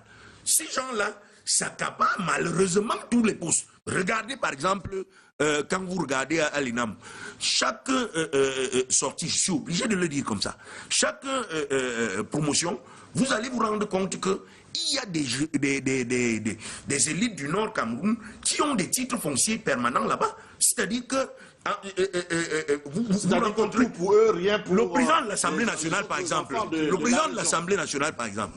Vous ne retrouverez jamais qu'il a moins de 5 personnes qu'il a mis à l'ENAM par concours. Et donc, de ce point de vue, il doit probablement commencer également par cogner sur ces gens-là, comme moi je cogne déjà sur les miens, de manière à ce que les choses se déroulent en tout équilibre et que les uns et les autres, moi je suis contre l'équilibre régional tel que ça s'est déroulé. Alors Jean-François Chanon, comment comprendre par exemple que dans un communiqué signé par le ministre de l'administration territoriale, qu'ils disent que ce mouvement est interdit pour des raisons qu'il a évoquées, mais également c'est que certains pontes du régime ressortissants de cette région l'ont saisi pour lui demander d'interdire ce mouvement. Il doit certainement avoir un temps de ping-pong entre les élites du Nord. C'est les mêmes élites qui soutiennent Guibaï Gatama. Ce que vous ne savez pas, nous on se rend compte quand même dans un certain nombre de circuits de la vie sociale. C'est les mêmes élites qui soutiennent Guibaï Gatama. C'est-à-dire qu'ils parlent à la fois à voix basse et à haute voix. Que ces gens cessent de jouer à ça. Ils sont démasqués depuis un certain temps. C'est-à-dire qu'ils montent un certain nombre de jeunes gens pour porter des revendications qu'ils auraient dû eux-mêmes porter, et ils font semblant de dire au même moment au pouvoir en place que non, ce n'est pas nous, on ne se reconnaît pas dans cette affaire. Alors autrement dit, est-ce que ce ne serait pas un groupe de pression si on s'en tient à ce que groupe de pression n'est pas tout à fait normal qu'il y ait un groupe de pression de décrire le professeur Claude Abbé? Il y a des oreilles dans la vie, mais on écoute une seule personne. Je voudrais demander à Étienne de cesser de chuchoter à mes oreilles quand non, moi je chuchote pas, je parle. Allez, je chuchote pas. Je chuchote pas. Ça veut dire quoi? Ça veut dire quoi je chuchote? Ça veut dire quoi je chuchote? Justement parce que vous parliez au moment où je lui posais la question. Non, vous parliez au moment où je lui posais la question. Voilà, ce n'est pas chuchoter. Je crois que c'est ça. Ce n'est pas chuchoter. Vous parliez au moment où je posais la question. Non. Chuchoter, c'est pas dire à quelqu'un. Vous pouvez répondre maintenant. Je réponds à la question en disant effectivement, dans l'extrême nord, il y a cette valse qui se danse à gauche et à droite, et ce sont les élites elles-mêmes, et je remercie le professeur Claude Abbé qui a vraiment de manière forte... Moi je suis sociologue et puis je le dis clairement. Parce qu'on sait par exemple que Guibaï n'est pas innocent. Du tout, il est loin d'être innocent. Moi je n'aime pas parler des gens quand ils ne sont pas sur un plateau. Ces entrées sont bien connues. Vous auriez pu effectivement inviter Guibaï pour qu'il en parle de son sujet lui-même. Mais quand le ministre dit cela, effectivement, il sait très bien que, notamment dans le Mayo Sava, qui est un peu le lieu où la plupart des confrontations, il y a 3 pôles. Il y a un pôle Kavaï à Tokombéré, il y a un pôle des Talba à Mora, il y a un pôle à Madouali à Kolofata. Les 3 pôles-là, Guibaï joue un peu, je ne sais pas trop, c'est un jugement de valeur, et je m'arrête là en disant ça. Mais je voulais dire une chose très importante à Étienne, mon cher frère. La construction le débat sur l'unité nationale, de l'identité camerounaise n'a pas commencé aujourd'hui. Oui, moi, j'ai assisté à un colloque. Je venais d'avoir le bac en 85. En 7 ans avant que je n'aille en France, en 85, il y a eu un colloque au palais de congrès ici. Colloque sur l'identité camerounaise. Présidé par les fonds publics. Il y a même des publications. Et les publications, les actes sont là. Non, c'est là. Tout le monde, dans ce débat-là, ne naît pas aujourd'hui. Des éminents scientifiques, dont Angelbert Verne, Kouman Doumbé, l'ancien prêtre, qui était d'ailleurs le rapporteur général qui a créé les Sali, Ngongo Lupol, et tous étaient là. Tous ces éminents ont disséqué tous les secteurs du domaine scientifique qui pourraient faire l'identité camerounaise. Donc ces actes-là existent. Les politiques, d'ailleurs les politiques qui les ont commandés, c'est-à-dire sur le président Biya qui avait à peine 2 ans, 3 ans au pouvoir, qui avait voulu comprendre cela et a demandé aux scientifiques de réfléchir sur la question. Docteur Mbappé était là tout à l'heure, peut-être qu'il reviendra. Il va revenir sur la seconde. Il va davantage peut-être revenir sur ce concept d'identité camerounaise. Parce qu'on a tendance à croire qu'une identité signifie communautarisme. Non. Non. Et ce n'est même pas la lutte contre le communautarisme. Il faut gérer la pluralité de notre société. Le fait de se dire que je suis Eton, ou que je suis voûté, ou que je suis Douala, n'est pas renoncer à mon identité camerounaise. Absolument à dire que je revendique un communautarisme. Non. Mais là, le débat par rapport à dire... Vous laissez terminer, s'il vous plaît. Laissez-le terminer, je vous en prie. J'ai même pas la route pour aller chez moi. Je suis à 25 km d'ici là. Si des gens à l'envers... Comment pour arriver au Kolala, j'ai une piste. Les gens votent 100%. Comment on peut construire une autoroute de 23 km Yaoundé-Sémalène en 10 ans? En 10 ans. C'est ça les politiques publiques. Vous allez dire que non, vous allez essayer de justifier cela. Ce que les citoyens demandent à ceux qui nous gouvernent, c'est de répondre aux questions pour l'amélioration de leurs conditions de vie. Quand vous, les politiciens, tu l'es aujourd'hui, répondez dans le sens que c'est de la probabilité, hein? Non. Vous allez dire à quelqu'un qui n'a pas de route à Manguier, qui souffre pour arriver sur là, alors qu'il paye ses impôts, qu'on lui fait des retenues mensuelles, notamment dans le cadre du privé, puisque les fonctionnaires, on sait très bien qu'ils en payent un peu moins. Ils ne sont que 300 000 au Cameroun. C'est le secteur privé qui paye les impôts au Cameroun. Et que ces gens-là, quelqu'un a conçu difficilement sa petite maison, et les pouvoirs publics lui ont dit que non, on va vous amener de l'eau là-bas. J'ai difficilement obtenu ma petite voiture et je ne peux même pas rouler à Oumaban. Vous allez voir la route. C'est de ça qu'il s'agit comme débat. Et le problème des 10 millions... Vous sortez par là. Sortez par là. Je sors, vous voulez même si je peux me taire. Mais pose justement le fait que, au-delà de la controverse qui peut entourer son initiateur, pose justement le problème pour que tous les Camerounais ont le droit de poser en tant que citoyens. Oui. D'accord, on va prendre un dernier tour de table sur cette question. D'abord, on va commencer par vous. 10 millions de Camerounais, jusqu'ici, on voit un seul visage, Guibaï. On peut se poser la question, où sont passés les 10 millions? Non, il n'est pas seul. Le gars n'est pas seul, c'est le cache-sexe. En fait, comme je disais à l'entame de l'émission, 10 millions de nordistes, c'est un esprit, un état d'esprit qui symbolise le mal-être dans les 3 provinces, les 3 régions du Nord. Donc, il ne faut pas s'attendre à ce que demain ou après-demain, vous ayez une manifestation publique ou une réunion quelque part pour dire que non. Donc, moi, je pense que la solution n'est pas de tourner autour du pot. Nous emmener sur des pistes pour nous détourner de la réalité.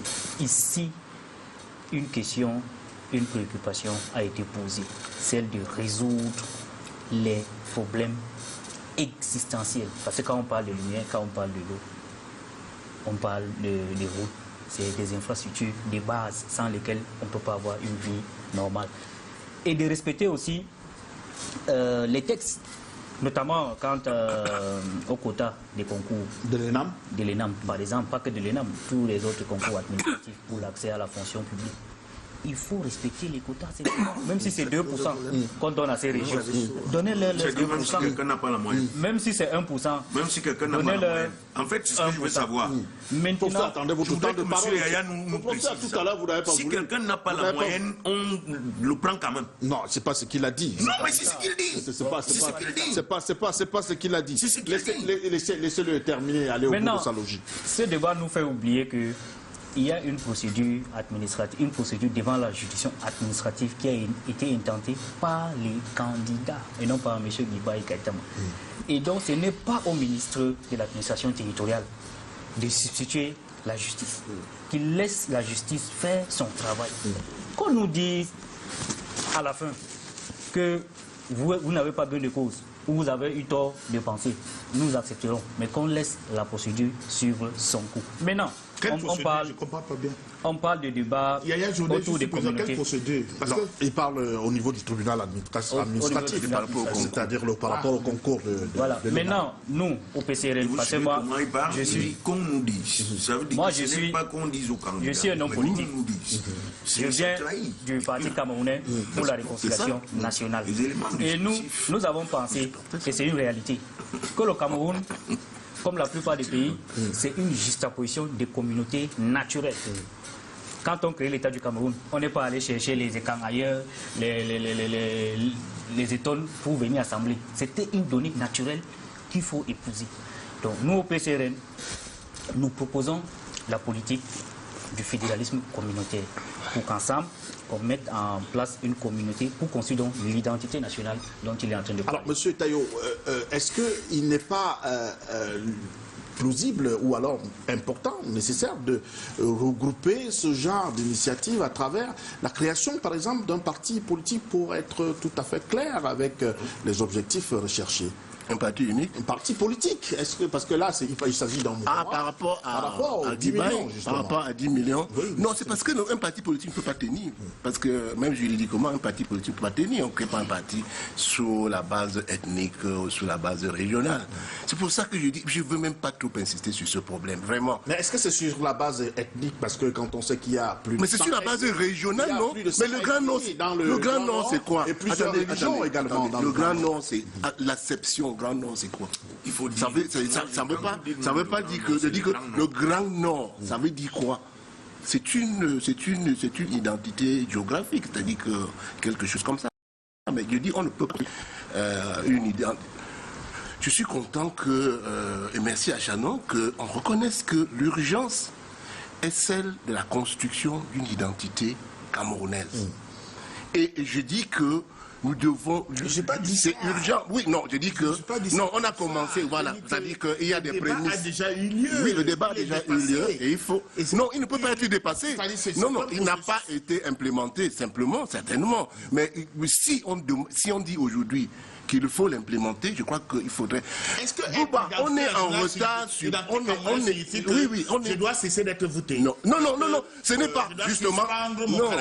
Non, Chanon, justement, c'est... Claude Abbé doit cesser d'être étonné un tout petit peu. Non. C'est ça la difficulté. C'est ça la difficulté de l'intégration. Non, oui. Si vous l'interrompez, il ne va pas expliquer. L'intégration nationale. Pourquoi le mot intégration nationale est venu s'ajouter au mot unité nationale? Je dis c'est parce qu'il faut dépasser, il faut être voûté et camerounais. Il faut être étonné et camerounais. Et le professeur l'a si bien expliqué, le Camerounais a des identités. Que les Camerounais... Attends. La politique publique au Cameroun, depuis 60 ans, voudrait qu'on soit d'abord Camerounais avant d'être étonné ou voté. Oui, mais... C'est bien de ça que... Mais ce n'est pas plus compliqué. Ce n'est pas plus compliqué, Chanon. C'est pas ça. Oui, c'est pas plus compliqué. On peut être... Oui, on peut être... Il faut être Camerounais. Il faut être Camerounais et... à être donc de son ennemi. Et il faudrait qu'on l'accepte comme ça. C'est la difficulté. Et là je chute par là. Oui. Les problèmes politiques ne relèvent pas du simplisme. C'est aussi ça le problème. C'est de la complexité. Non, c'est de la complexité. Il faudrait qu'on y aille en sachant que c'est des problèmes complexes. Et que moi, je dois dire que je suis Camerounais d'abord. Et je le dis pourquoi? Pour sauver une nation en construction. Et parce que les nations puissantes aujourd'hui ont fait ce sacrifice-là. Et quand je le fais, je construis une nation puissante et une nation puissante va chasser la pauvreté. On ne doit plus instrumentaliser. Oui, mais on ne doit plus... Oui, Boba, je voudrais dire que cela c'est pour éviter qu'on instrumentalise la pauvreté. Parce que si on construit l'identité camerounaise et qu'on cesse de s'entre-déchirer sur des futilités, on finira par sortir les Camerounais de la pauvreté. Parce que c'est ça l'objectif d'un pays. Alors, la politique, quand on parle du modèle politique, du modèle économique, c'est pour sortir les populations de la pauvreté et construire la puissance, si on peut. Professeur Claude Abbé, au-delà de cette interdiction du ministre de l'administration territoriale, est-ce qu'on doit dire que c'est une publicité gratuite faite à ce mouvement de Guibaï Gattama à travers cette interdiction? Au-delà de la publicité, moi je pense que Monsieur Atangandji est le modèle parfait des gens qui n'aident pas le président de la République à traduire dans les faits ce qu'on voit dans les discours. Je ne sais pas si lui-même il est sérieux dans ses discours, mais en réalité, quand on écoute ses discours, on a une impression qu'il donne un cap. Mais attention, Claude Abbé, c'est une administration territoriale. Hein. Oui, mais non. Il a la capacité d'interdit de circuler. Oui, il peut le faire, qu'il le fasse. Et je le mets au défi de ce point de vue-là. Parce que j'ai aussi, en tant que les libertés académiques me permettent de dire quand je me rends compte qu'une affaire ne fonctionne pas bien. C'est-à-dire qu'il ne peut pas empêcher aux Camerounais de dire leur mal-être, de dire leur mal-vivre. C'est-à-dire, quelle que soit la forme que ça prend. J'ai une impression que ce que dit Étienne, à savoir qu'il faut créer une identité camerounaise, elle existe même déjà. Les Camerounais aiment le Cameroun. Mais j'ai une impression que les gouvernants que le Cameroun a n'aiment pas du tout le Cameroun. Parce que vous ne pouvez pas voir quelqu'un qui vous pose un problème.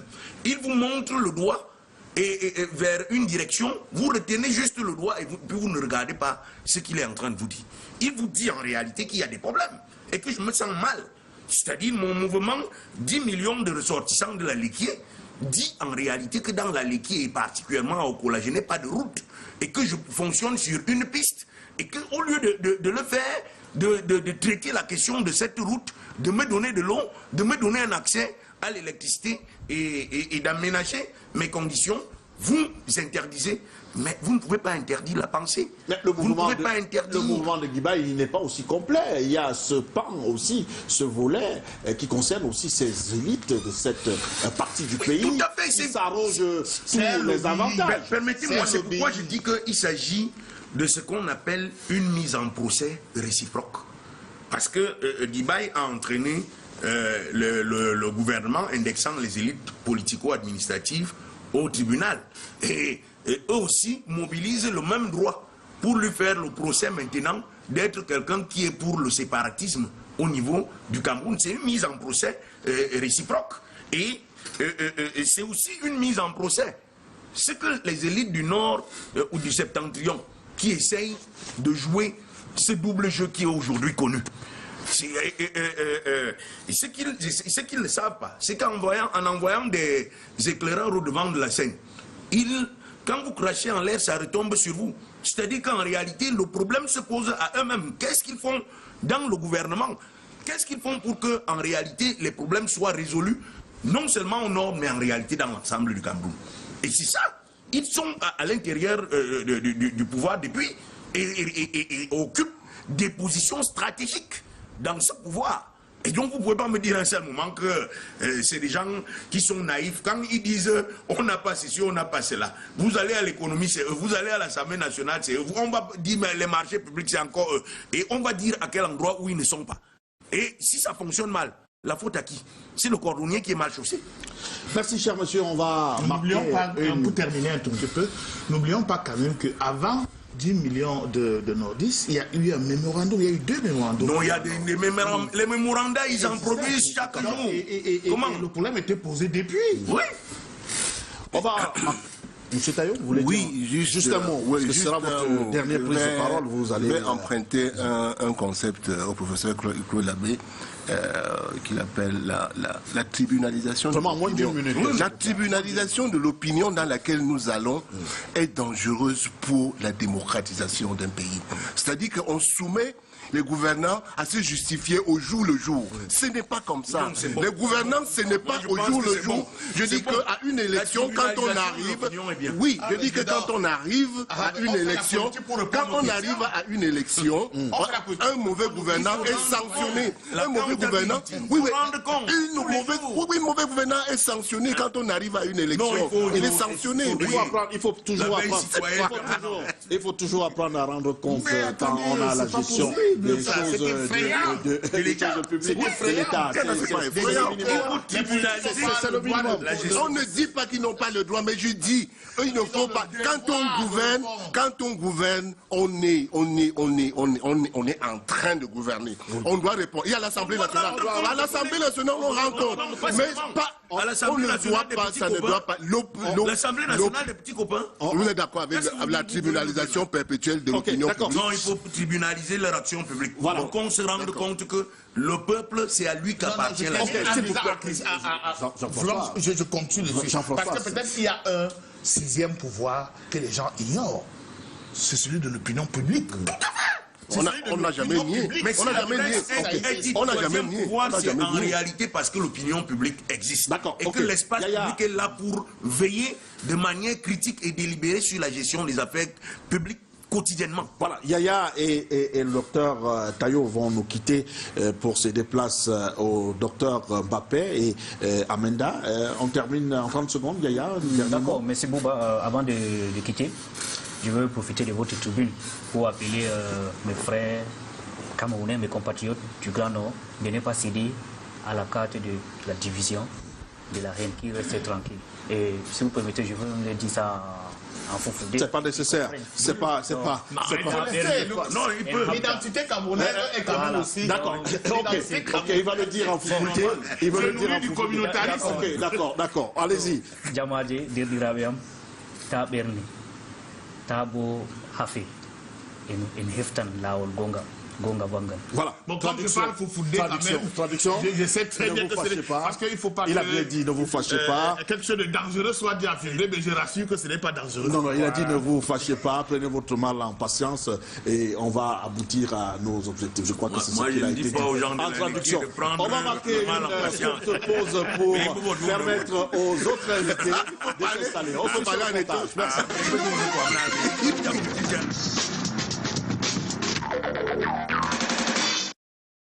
La présidence de la République entre dans la partie qui met aux prises la FECAFOOT et la LFPC.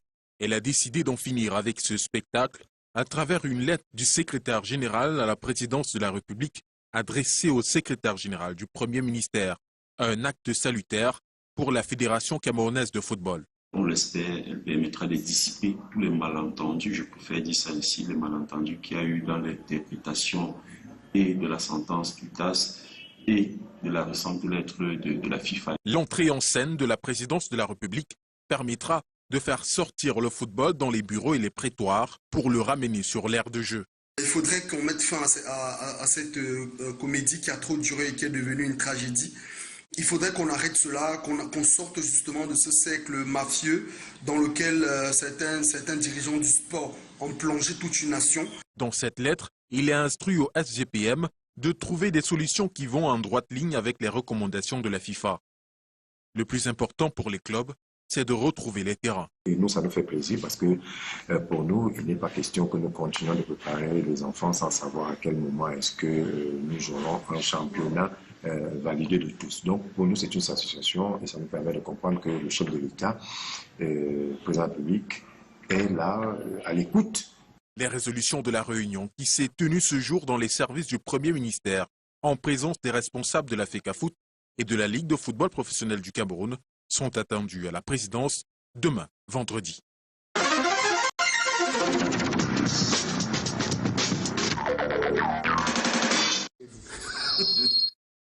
Sur ce plateau pour la seconde thématique consacrée à l'affaire Ligue de football professionnel du Cameroun, Fédération camerounaise de football, la FIFA et puis le gouvernement à travers le chef de l'État qui s'est mêlé de ce dossier, demandant aux différentes parties, leur envoyant d'ailleurs du côté de la primature, question de trouver une solution par rapport à ce problème qui déshonore non seulement le Cameroun et qui salit énormément l'image du Cameroun à travers le monde entier.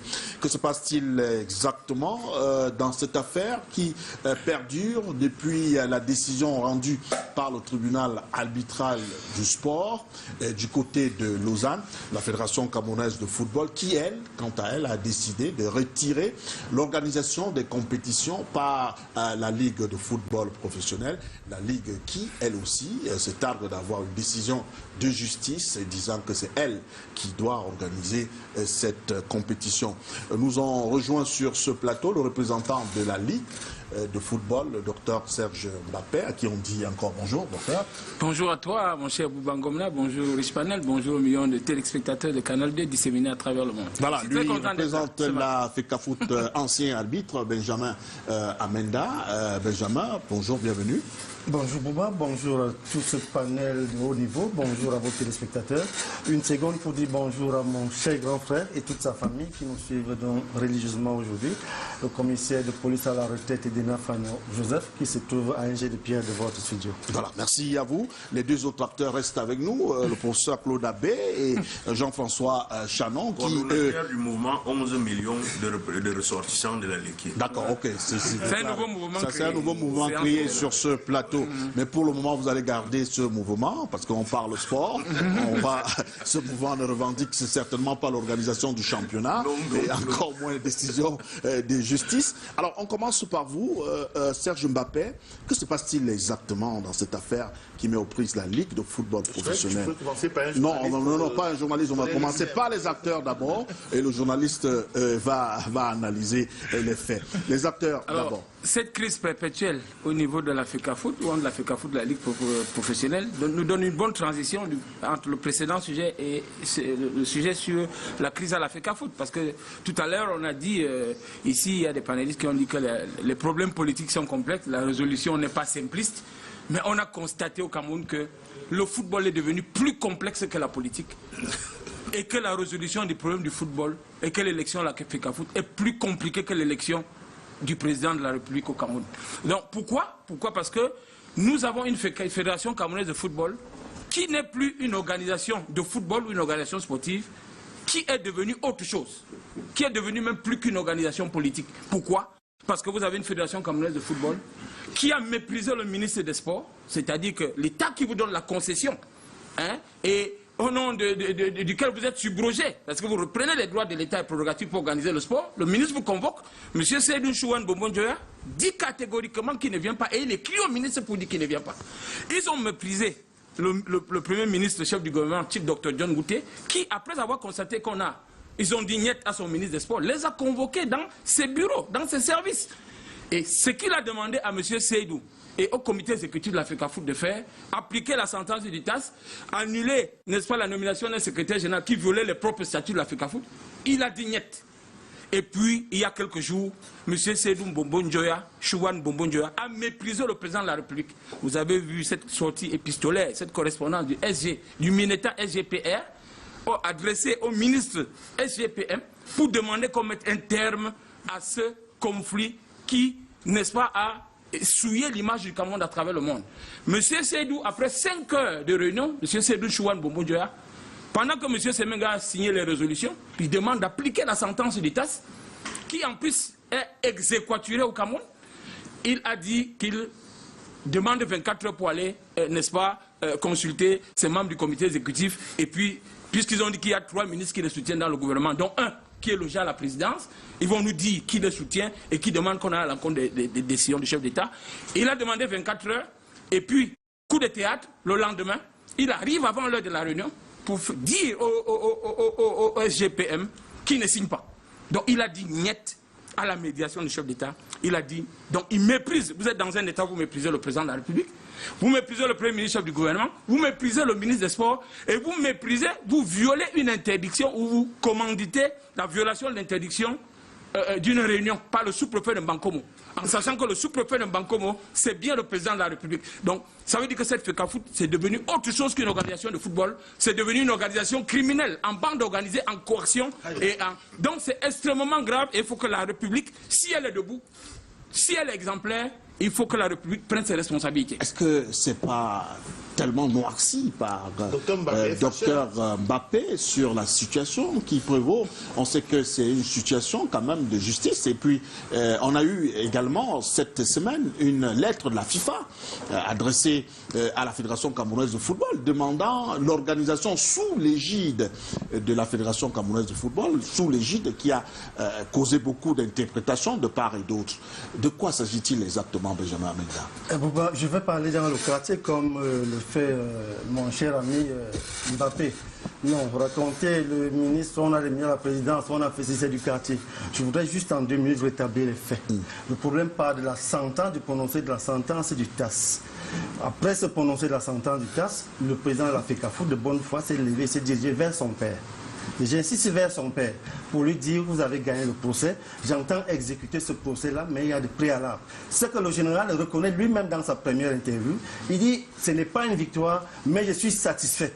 Mais pour l'exécuter, il y a des préalables. Le premier préalable, c'est qu'il faut annuler le championnat. Oui ou non, est-ce qu'on peut annuler ce championnat? C'est le ministre qui répond. Parce que le lendemain, ils sont reçus par le ministre, et le ministre dit exécuter, sans condition. Mais curieusement, il dit encore, la seule condition, c'est de ne pas annuler le championnat. Il y a un problème. La FECAFOOT de bonne foi accepte donc d'exécuter cette sentence-là. La preuve, c'est que le président de la FECAFOOT avec son COMEX se réunissent par la Fédération camerounaise de football le 24 septembre, invite le président de la Ligue, qui est désormais, qui rentre donc dans son poste de membre de ce COMEX-là. Et je vais vous dire une chose importante. À l'issue de ce COMEX-là, il y a un procès verbal qui est signé. Et tous les membres signent ce procès verbal. Le général Pierre Semengue, notre père, signe de bonne foi ce procès verbal en acceptant toutes les résolutions de ce procès verbal. Nous connaissons la valeur d'une signature, plus qui puisse pour une haute personnalité de ce rang-là. Mais curieusement, dès qu'il s'est retourné dans son état-major, les gens lui ont dit non, vieux, si vous avez signé, nous sommes morts. Dites qu'ils vous ont piégé. Et vous aussi, vous les avez piégés. Je ne sais pas si vous comprenez quelque chose. Le général Pierre Semengue, qui reconnaît qu'il a signé, mais il a dit non, j'ai essayé parce que vous m'avez piégé. Il n'a pas signé, Ben. C'est grave, il a signé. Voilà, voilà. Dans la FECAFOOT, dans son processus, mais le dossier à l'Assemblée générale de la FECAFOOT qui fait valider toutes ces résolutions. Il faut dire en passant que à cette Assemblée générale siègent 9 représentants de la Ligue. Ça veut dire que la Ligue est solidement représentée à cette Assemblée générale. Et sur les 9 représentants, il n'y a qu'un seul qui vote contre cette résolution. L'Assemblée comptait 70 participants, 68 votent pour cette résolution. 2 seulement, et les 2, tout le monde les connaît, c'est le président Domke et le président de Menganga. Donc 68 valident cette résolution qui voudrait que la FECAFOOT nomme un secrétaire général, qui voudrait qu'on accorde exceptionnellement une prolongation de 8 mois au président de la Ligue pour pouvoir terminer son mandat. Maintenant, qu'est-ce qui se passe? Tout à l'heure, vous avez parlé des gîtes. Je ne vais plus parler du groupe de travail que le ministre a créé. Il n'était plus en droit de créer le groupe de travail parce qu'il a réuni les partis, il a dit allez exécuter de bonne foi la sentence. Et les deux sont partis, ils sont entendus. Mais volte-face au ministre, je crée un groupe de travail. Dans ce groupe de travail, qui s'y trouve? Vous avez des professeurs DPS, tous. Groupe de travail pour faire tous. Pour l'application le président de ce groupe de travail vous dit, dans le cadre de l'application de la décision. S'il te plaît, le président de ce groupe de travail vous dit, qui est secrétaire général du ministère, vous dit on va réexaminer les résolutions de l'Assemblée générale. Vous imaginez que 5 personnes s'assoient pour réexaminer ce que 70 personnes ont adopté en Assemblée générale, qui est l'organe suprême de la Fédération camerounaise de football. C'est aussi grave. Je peux vous relancer sur cette question justement de l'Assemblée générale de la Fédération camerounaise de football. Est-ce qu'une décision rendue par le TAS, le tribunal arbitral de sport, est susceptible d'aller au niveau de l'Assemblée générale pour examen? Ce n'est même pas la décision du TAS seulement. toute sentence peut faire l'objet d'une réévaluation. Je prends un cas simple. Je vous ai volé 500 000. Au tribunal, on dit rembourser les 500 000 plus peut-être 300 000 de dommages. Nous nous retrouvons, je vais vous dire pourquoi. Nous nous retrouvons, je vous dis, s'il vous plaît. S'il vous plaît, vous laissez. Moi, je pose la question, laissez-le répondre. Laissez-le répondre. Continuez à nous respecter comme on a commencé. Allez-y. C'est-à-dire que je vous dis, voilà, je n'ai pas les 800 000. Est-ce que je peux te donner 400 000 Il me dit, OK, on signe les papiers, terminé. Donc, je le dis pourquoi. Monsieur Tombi Aroko, non, j'en viens. Monsieur Tombi Aroko, en clair, la sentence du TAS, selon vous, est négociable. J'en viens pour vous expliquer pourquoi. Je ne voudrais pas parler de lui, on va dire l'ancien président de l'Africa Foot, qui a fait l'objet de la même procédure. Il perd le procès au TAS en février 2017. Vous savez après combien de temps il est parti de l'Africa Foot? C'est en novembre. Il perd le procès à la CCA en novembre 2015. Il a siégé à l'Africa Foot de 2015 à novembre 2017. Mais ce sont des mauvaises pratiques. Je vous dis, c'est pour vous dire tout simplement que lorsqu'il y a une question du TAS, Fovo de Baham, pour revenir, Fovo de Baham gagne le procès contre l'Africa Foot et la Ligue de football professionnel. On demande de réintégrer Fovo de Baham pendant que le championnat se trouve à la 7e journée. Lorsqu'on se retrouve, c'est la FECA Foot et la Ligue qui disent à Fovo, non, si on te réintègre, on va chambouler tout. Est-ce qu'on peut trouver un arrangement? Faut vous dire oui, c'est une décision du TAS. D'accord, merci. Faut vous dire... Benjamin. Non, je n'ai pas répondu au mot ici tout à l'heure. Non, Benjamin, on va revenir à l'égide tout à l'heure. Faut vous dire, oui, j'accepte l'arrangement de cette sentence-là. Moi, je rentre jouer en Ligue 2. Vous me payez tout simplement ce que vous avez à me payer comme honoraire, comme frais.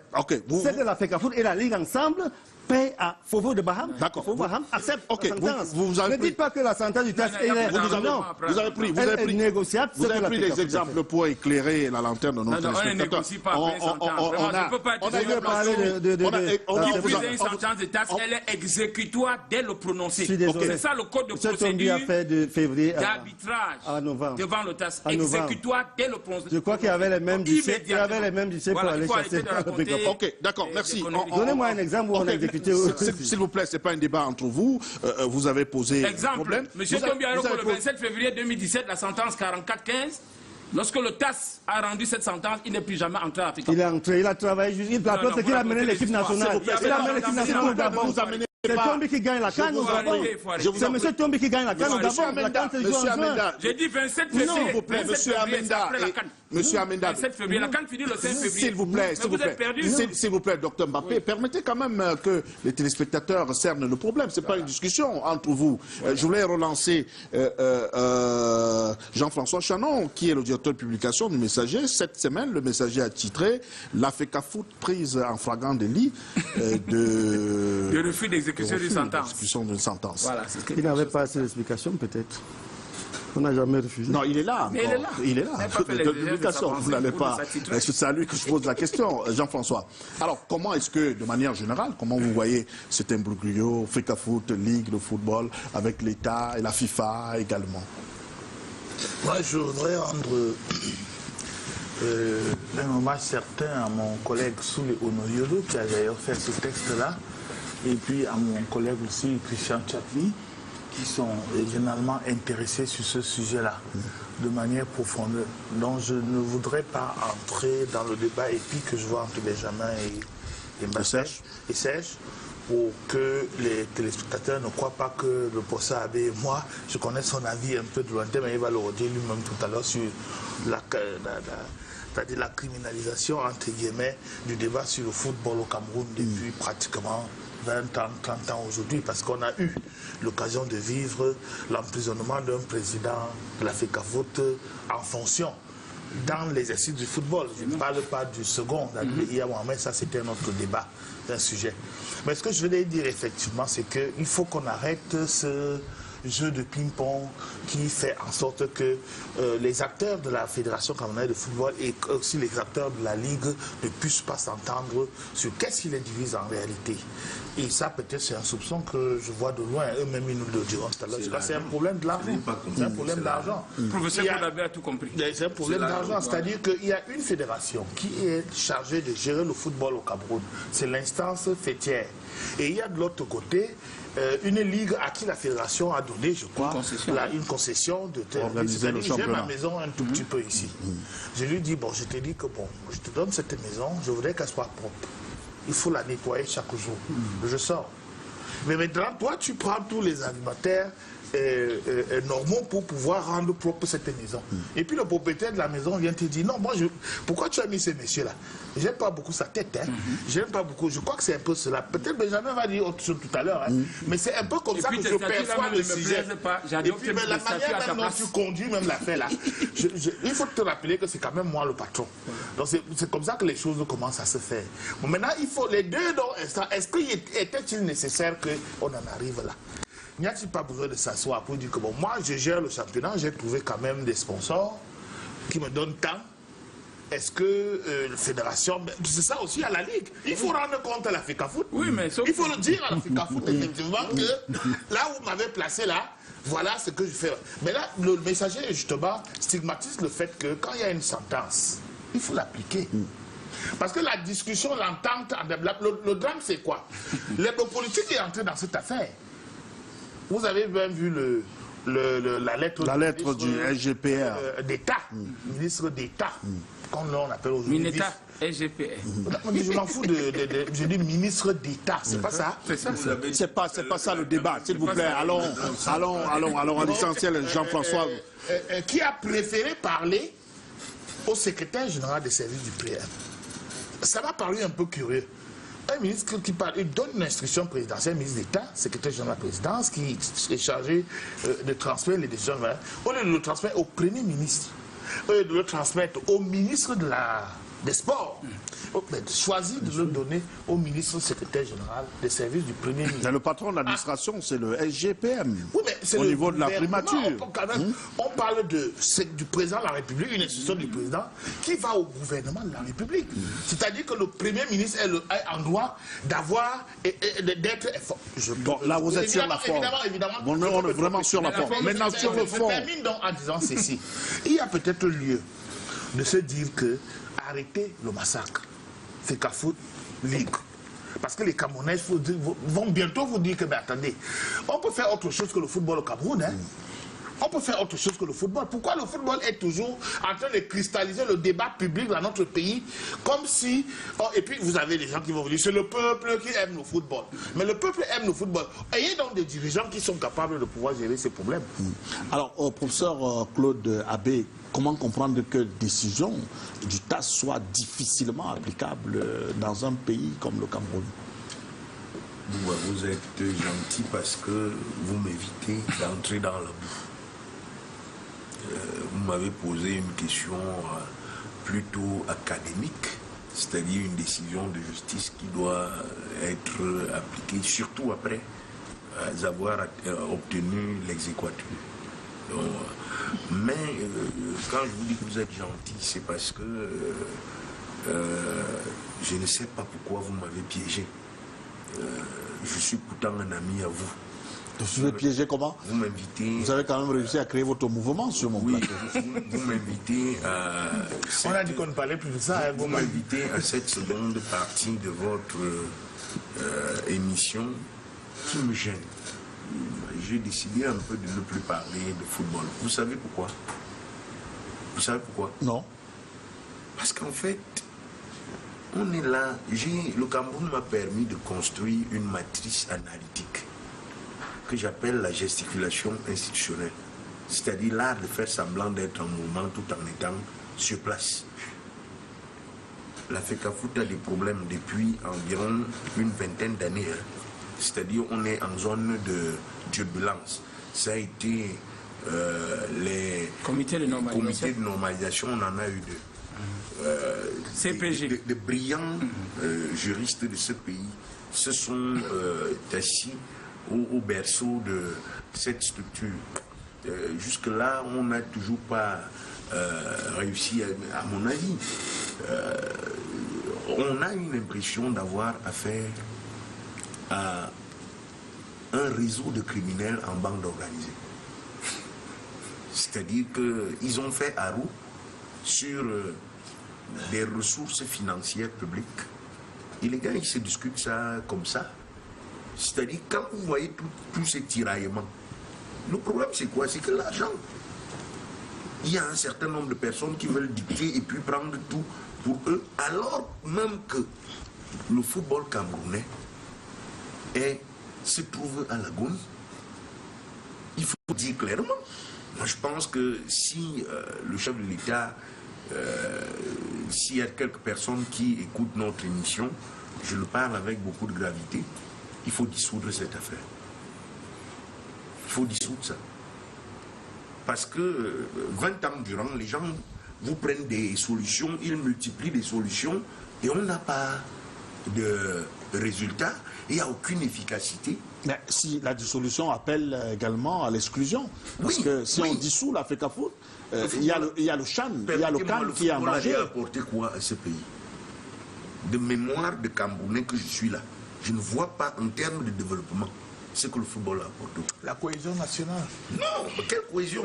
Les gens autour qui jouent, les gens qui courent derrière 3 grammes d'air emballés dans du caoutchouc et puis un certain nombre d'individus, et ils ont un moment d'effluve collective donnant une impression qu'il y a une cohésion, mais le lendemain de que tu essayes de parler des choses sérieuses, ça nous empêche juste de parler de nos vrais problèmes. C'est ça, la FECAFOOT et le football, c'est une industrie de distraction hors pair. Et donc, de mon point de vue, il faut dissoudre cette affaire. Le CHAN, les machins. Voyez-vous, quand on vous parle de l'organisation de la CAN, on vous parle du CHAN, on voit les sous qui ont été volés par les uns et les autres. Et des gens qui achetaient des sacs de camions à 750 000, les camions, les sacs de ciment à 25 000 francs, à 50 000 francs.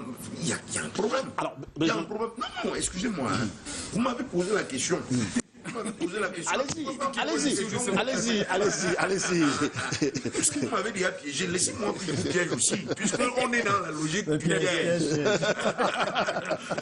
C'est-à-dire, et il y a, au-delà de la FECAFOOT, il y a un rapport terrible au droit dans ce pays.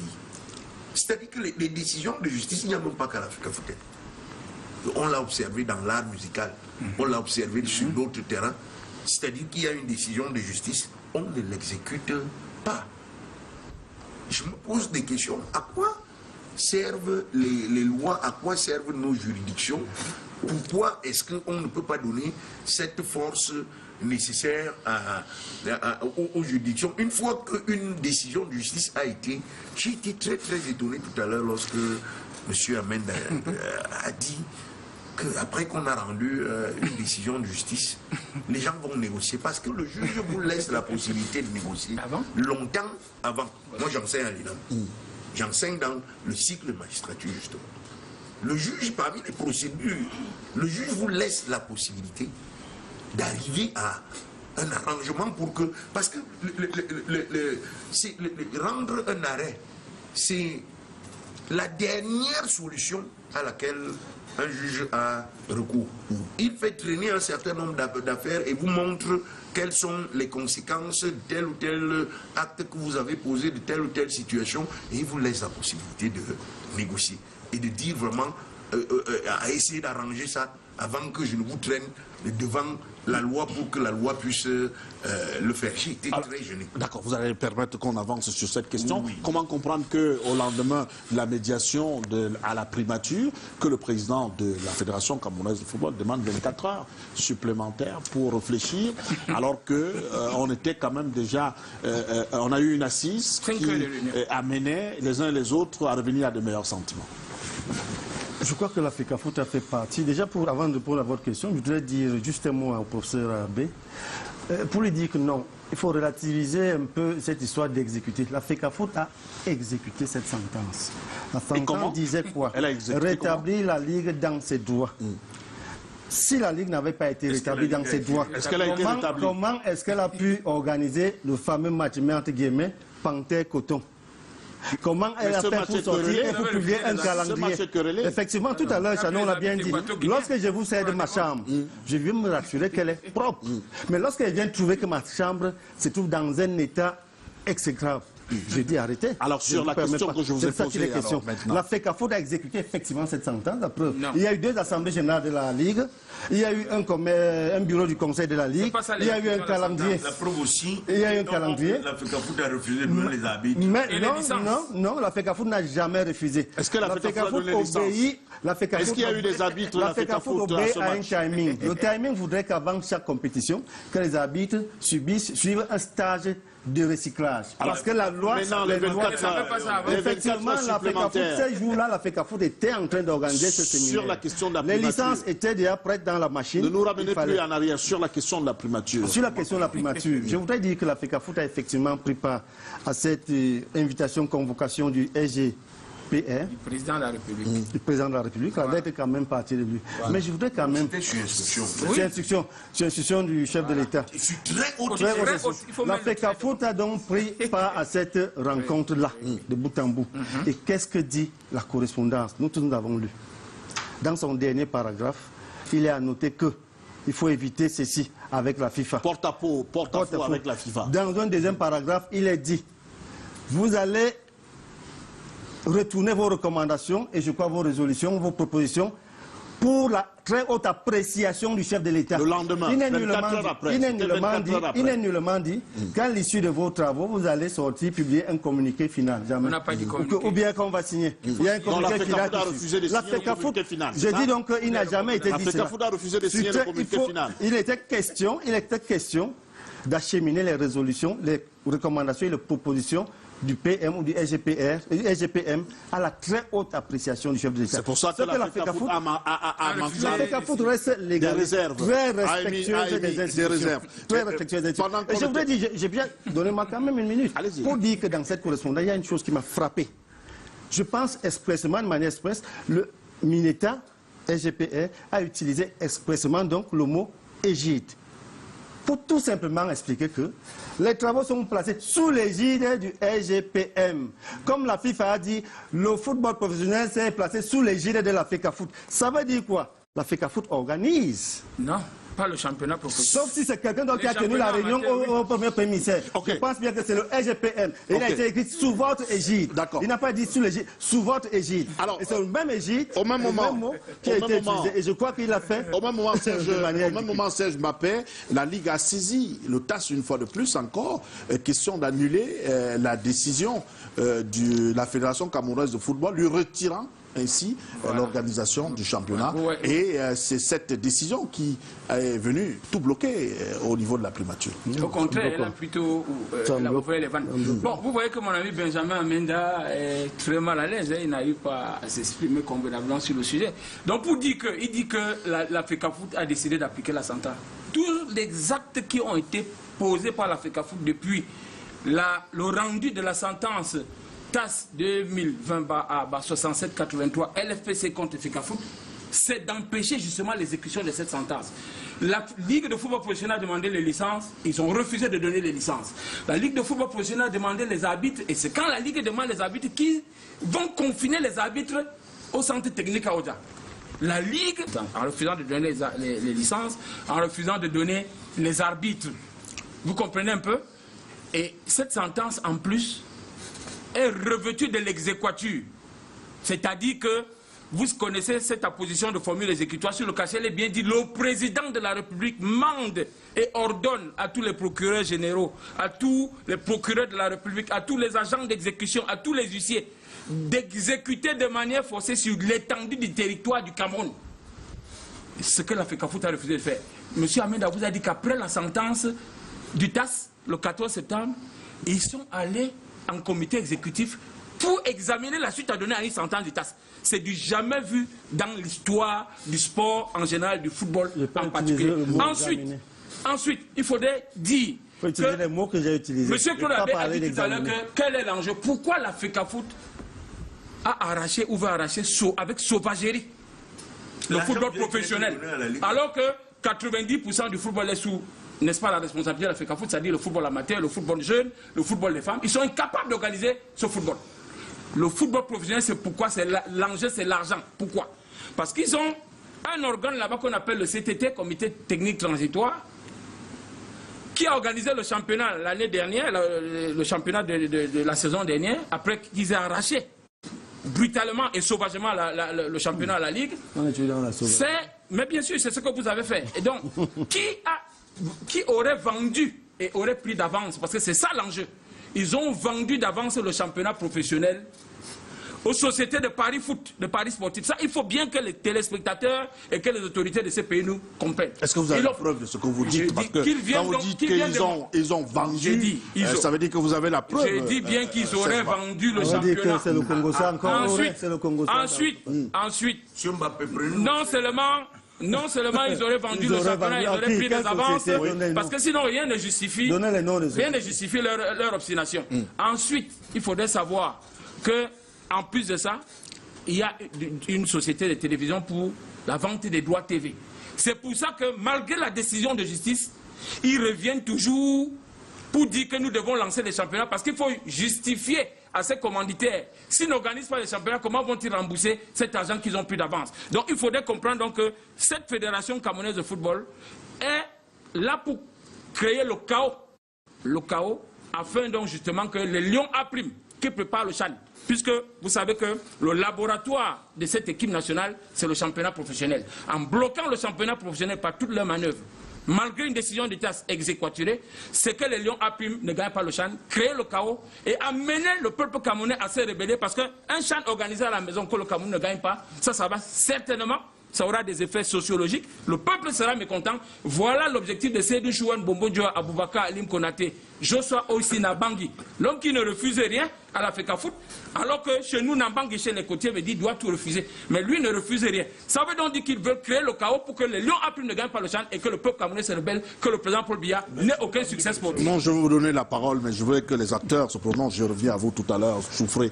et que Benjamin Amenda également puisse apporter quelques précisions sur ce qu'a dit Serge Mbappé. Alors, la FECAFOOT serait-elle dans un état hors la loi à écouter Serge Mbappé? Vous avez une ambition d'empêcher l'organisation par le Cameroun pour les prochaines compétitions, le CHAN, la Coupe d'Afrique Nation? Non. C'est une question qui est très mal orientée, moi j'ai envie de dire. N'écoutez pas ce que débite mon ami Mbappé. Ça c'est du quartier, je vais dire. Lorsqu'on vous dit aurait vendu à une chaîne de télévision, aurait vendu au Paris Sportif, aurait ceci, j'ai dit aurait, attendez, nous sommes dans du concret. Moi, je parle des choses concrètes. Vous avez une enquête là-bas à la commission. S'il vous plaît, Serge Mbappé. 60 joueurs sont à la commission d'éthique de la FECAFOOT pour ça, non? Serge Mbappé, s'il vous plaît. On devrait plutôt féliciter la FECAFOOT pour l'histoire de Paris. La FECAFOOT trouve un championnat il y a 2-3 ans où les présidents de club se livrent à des paris. On ne revient pas là-dessus. Pour dire, moi je parle de 60 joueurs. Je parle de 60 joueurs. Restons sur cette... Voilà, pour dire que... Je voulais juste tourner la page de Paris. Pour dire que les partis, on n'a plus beaucoup de temps. Vraiment, allons à l'essentiel sur ce problème précis. Il y a une décision de justice. Qui plus que la FECAFOOT a intérêt à ce que le football se joue au Cameroun? C'est la FECAFOOT. C'est la seule structure interlocutrice de la FIFA, de la CAF. La CAF ne connaît pas la LFPC, la FIFA encore moins. C'est la FECAFOOT. C'est la FECAFOOT qui crédite les équipes au niveau du championnat africain. La FECAFOOT a intérêt que ça se joue. Oui, la FECAFOOT a intérêt, la preuve. Est-ce que le championnat pourra reprendre, droit de citer, dans quelques jours? Pour la FECAFOOT, le championnat va reprendre d'ici quelques jours. Nous attendons tout simplement que son Excellence Paul Biya se prononce sur celui-ci, puisque le dossier est sur sa table. Et dès qu'il va se prononcer, je crois que ça va être point final pour tout le monde. Nous sommes légalistes. Mais moi, j'aurais quand même souhaité, et ça, je n'ai jamais vu dans le monde entier, qu'une ligue professionnelle qui a 35 clubs, vous avez 18 ou 19 qui sont contre cette ligue-là. Comment est-ce qu'elle peut sérénement fonctionner? Voilà la grosse question. C'est votre dernière prise de parole, allez-y. Ils sont à la PJ, ils vont expliquer ça là-bas pour l'organisation d'une réunion illégale malgré l'interdiction du sous-préfet. Alors vous savez le modus operandi de Seydou Chouane Bombodjo, Aboubakar Alim Konaté, qui se comportent à FECAFOOT comme des pyromanes, c'est simplement, n'est-ce pas, de prendre des décisions illégales qui ne tiennent sur aucun droit en jouant sur la montre, en disant ils vont aller jusqu'au TAS, ça va prendre 1 an, ça va prendre 2 ans, Tombia fait 23 mois, etc. Malheureusement, le TAS ayant compris ça, et la Ligue de football professionnel, le général d'armée en 2e section, PSM ayant compris ça, vous avez parlé d'une sentence, une deuxième sentence, c'est-à-dire qu'en fait, il y a une première sentence à 67-83 du 14 septembre 2020. Maintenant, il y a eu vendredi le 20 une deuxième sentence qui renforce la première, c'est-à-dire une ordonnance de mesures provisionnelles. C'est même d'ailleurs des mesures super provisionnelles. Pourquoi? Parce que ça permet la suspension de la décision attaquée au comité exécutif du 4 novembre, où ils ont retiré les compétitions à la Ligue. Ils disent qu'ils appliquent la décision. Appliquer la sentence qui dit qu'on rétablit la Ligue avec l'organisation des championnats. La FECAFOOT a fait le contraire en retirant les compétences et en retirant, n'est-ce pas, les championnats à la Ligue. Donc vous comprenez donc que cette décision de mesure super provisionnelle, n'est-ce pas, suspend n'est-ce pas, les effets de la décision illégale de la FECAFOOT. Jusqu'à ce qu'on connaisse au fond de l'affaire. Donc les championnats vont être lancés par la Ligue dans quelques jours. Merci Serge. Juste une seconde, je voudrais vous dire qu'on a affaire ici à deux catégories d'individus. Il y a un individu qui aime le football. Parce que l'amour de Semengue pour... Très rapidement, il y a un qui aime et l'autre... Et il y a d'autres qui veulent se servir du football pour manger. Ok, merci cher monsieur, c'est terminé. Merci d'être venu. Merci à Jean-François, merci à Dr Bappé. La rediffusion de ce programme, la première, ce sera ce soir à 23h, la seconde demain, quand il sera 23h30. Merci d'avoir regardé. Prenons rendez-vous pour une autre édition de Canal Presse, dimanche prochain. D'ici à la garde de sourire. Merci.